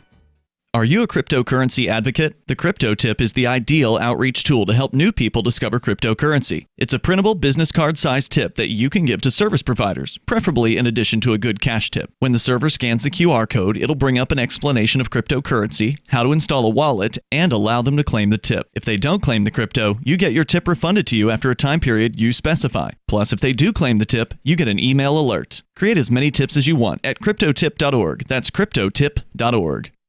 What if you want to hear the latest episode of Free Talk Live, but all you have is your phone, you forgot to download our archive, and you have no data connection? You can call our Listen line at 641-793-0191. That's a long-distance number, so you may incur charges. If not, listen as long as you want. 641-793-0191. The Free Talk Live Listen line, 641-793-0191. On Free Talk Live, we're bringing people to the ideas of liberty every day. From wrestling superstars like Glenn Jacobs. You guys really are having an impact, I believe. Like I said, a lot of where I am now is due to listening to Free Talk Live. You changed my mind on some very important issues years ago. To random people tuning in on the radio. I was kind of stuck in the left-right paradigm. I heard your show by chance on a Saturday night. From there, I went on, joined the Free State Project, and become an amplifier. So, I mean, that's really the reason why I amp is because I know that if it wasn't for you guys being on as many stations as you are, I never would have found the ideas of liberty. Your amp will directly change more lives by getting Free Talk Live in front of people looking for talk radio online and on the air. When you amp Free Talk Live, you get perks like access to the AMP-only Facebook group and AMP podcast. Visit amp.freetalklive.com. Tired of cancel culture? Sick of mega tech corporations holding an axe over your head? Join the LRN.FM Matrix chat server. It's self-hosted, so no one else can tell us what to do or say. Don't like the existing channels? You can make your own. You can even connect into some of our channels from other Matrix servers. It's federated. For the full LRN.FM Matrix experience, though, you should join our server via the step-by-step instructions at chat.lrn.fm. Chat.lrn.fm. How many lawyers does it take to change a light bulb? None. They'd rather keep their clients in the dark. There are too many lawyer jokes to count. However, there are some lawyers with more noble intentions. At the Institute for Justice, we bring the light to our clients. We are a non-profit public interest law firm with clear values and principles. At IJ, we fight for those whose most basic rights are denied by the government. Visit our website today at ij.org. You can stick it to the man and big tech. Join our FTL social mastodon at social.freetalklive.com.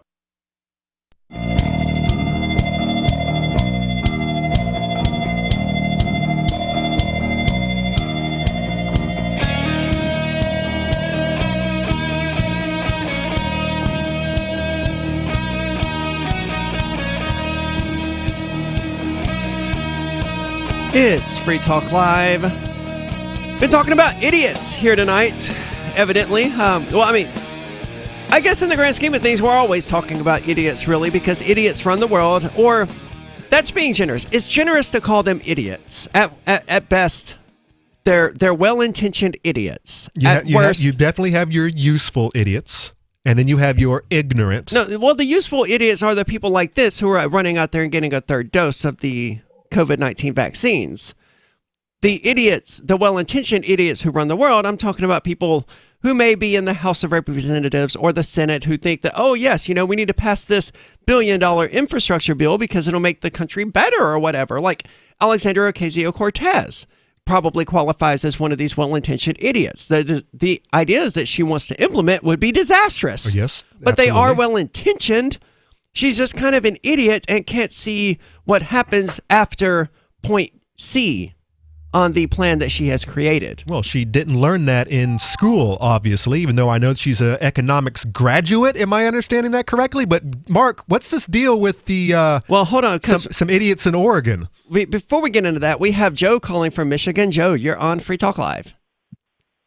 Yeah, I think at this point, I think the new mask mandates and stuff are just basically to make the public feel good. The government's never going to admit that there's nothing they can do about this pandemic. It's going to have to burn itself out like the 1918 flu did. It just mutated and, You raise an interesting point. The government's never going to admit that there's nothing it can do about this because that would shatter the myth of the government in the eyes of the masses, that the government is their parent, it's their protector, it's the one who loves them and takes care of them and keeps bad things from happening to them. If the government came out and said, oh yes, we can't actually prevent this bad thing from happening to you, then that would be an eye-opening experience for the people who believe that the government is their primary caretaker, their God that watches out for them and keeps them safe at night. If this was the zombie apocalypse, the government would have the border shut down tight, and all these politicians, how many times you turn on the TV and there's some Biden or whoever, they're on there with no mask on, Obama had a party, they know this is like theater for the masses, it's all it is, and it makes the Karens of the world feel good to put a little mask on their kid or whatever, even though it does nothing. Well, it doesn't though. Because I was at an ER yesterday and I watched one of these very Karens to say to her child, who couldn't have been more than 2 or 3 years old at the most.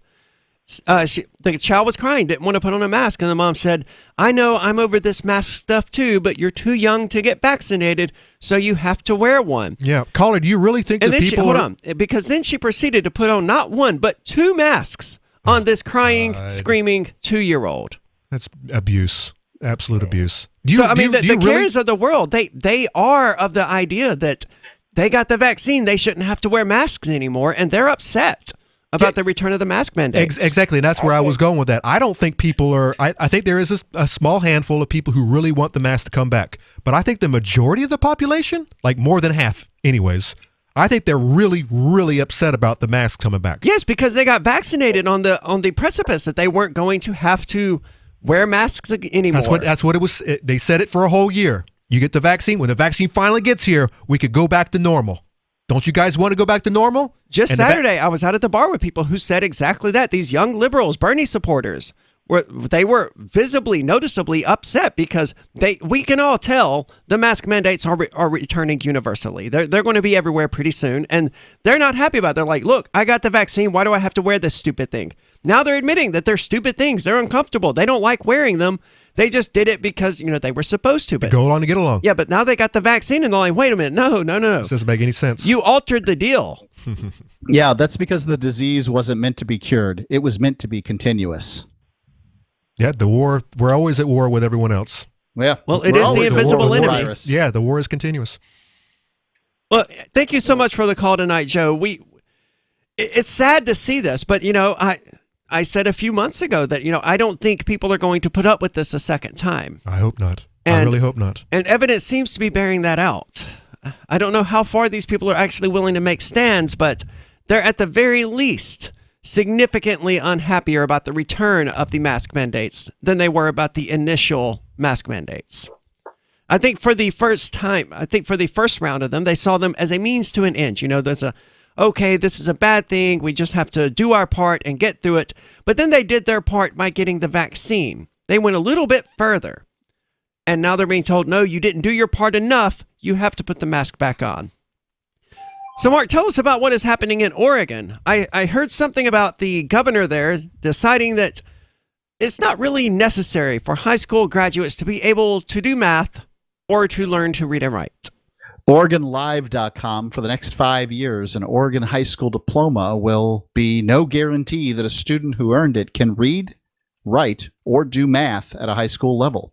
Governor Kate Brown had demurred earlier this summer regarding whether she supported the plan passed by the legislature to drop the requirement that students demonstrate that they've achieved those essential skills. But on July the 14th, the governor signed Senate Bill 744 into law. Though through a spokesperson, the governor declined again Friday to comment on the law and why she supported suspending the proficiency requirements. Brown's decision was not public until recently because her office did not hold a signing ceremony or issue a press release, and the fact that the governor signed the bill was not entered into the legislative database until July 29, a departure from normal practice of updating the public database the same day that the bill is signed. Are they having issues with graduating students in that state? It sounds a little off. I mean, you'd think you would hear this from, I don't know, big urban cities and whatnot, not a whole state out in the middle of nowhere.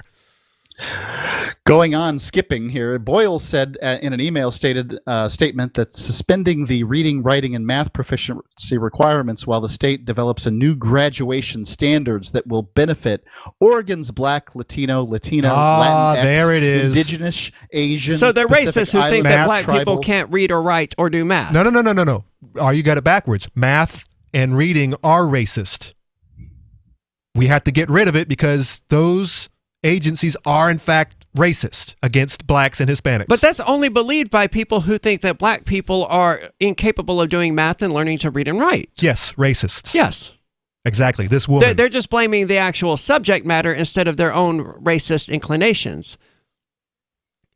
Which is common. It's why they rail against voter ID laws. And I'm against all voting, but voting ID laws, if you ask these liberals in California or Oregon or Seattle or wherever, how are voting laws racist? There are videos of these ultra liberals saying, well, it's because black people don't know how to find the DMV. Yeah, well, how are they going to find racist nonsense like that? How are they going to find the Freedom Papers agency? How are they going to get their vaccine passport? If they can't get an ID, they're obviously not going to be able to get their passport. That's why they're going door to door in the South, where the black population is higher. They just think, oh, black people can't figure out how to get the vaccine. No, they remember the Tuskegee experiments, and they're like, you know what? Tuskegee.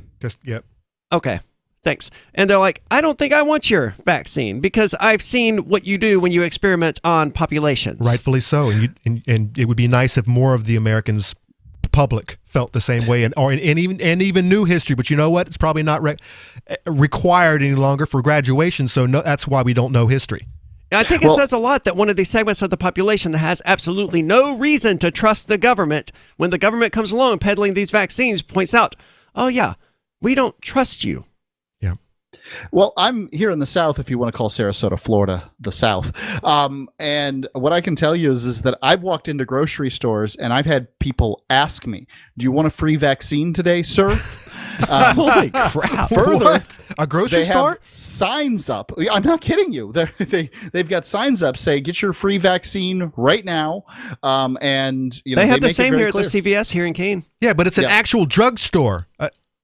You can get it at the drugstore here, too. I'm just saying, if you're not getting the vaccine in the South, from the looks of it, it appears to be because you don't want not to. Yeah, at this point in the game, it's because you chose not to a long, long time ago. Yeah, anyone who wanted the vaccine could easily find one and get one today. This whole argument that you have people who don't know where the clinics are, they don't know where the local CVS is, that argument doesn't work anymore. The people they're in a food desert, Conan. They can't get vegetables, for God's sakes. They're dying for a cucumber there, but all they can do is get a pack of Cheetos. Yes, exactly. It's the same racist nonsense. The argument is dead. The argument is dead. Half of the population doesn't want your vaccine, Biden. Get off of it. Well, it's Trump's vaccine.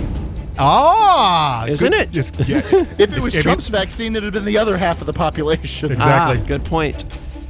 Thanks for listening. We'll be back same time tomorrow. In the meantime, you can join us over at social.freetalklive.com, where you can express your opinions without being censored. That's social.freetalklive.com.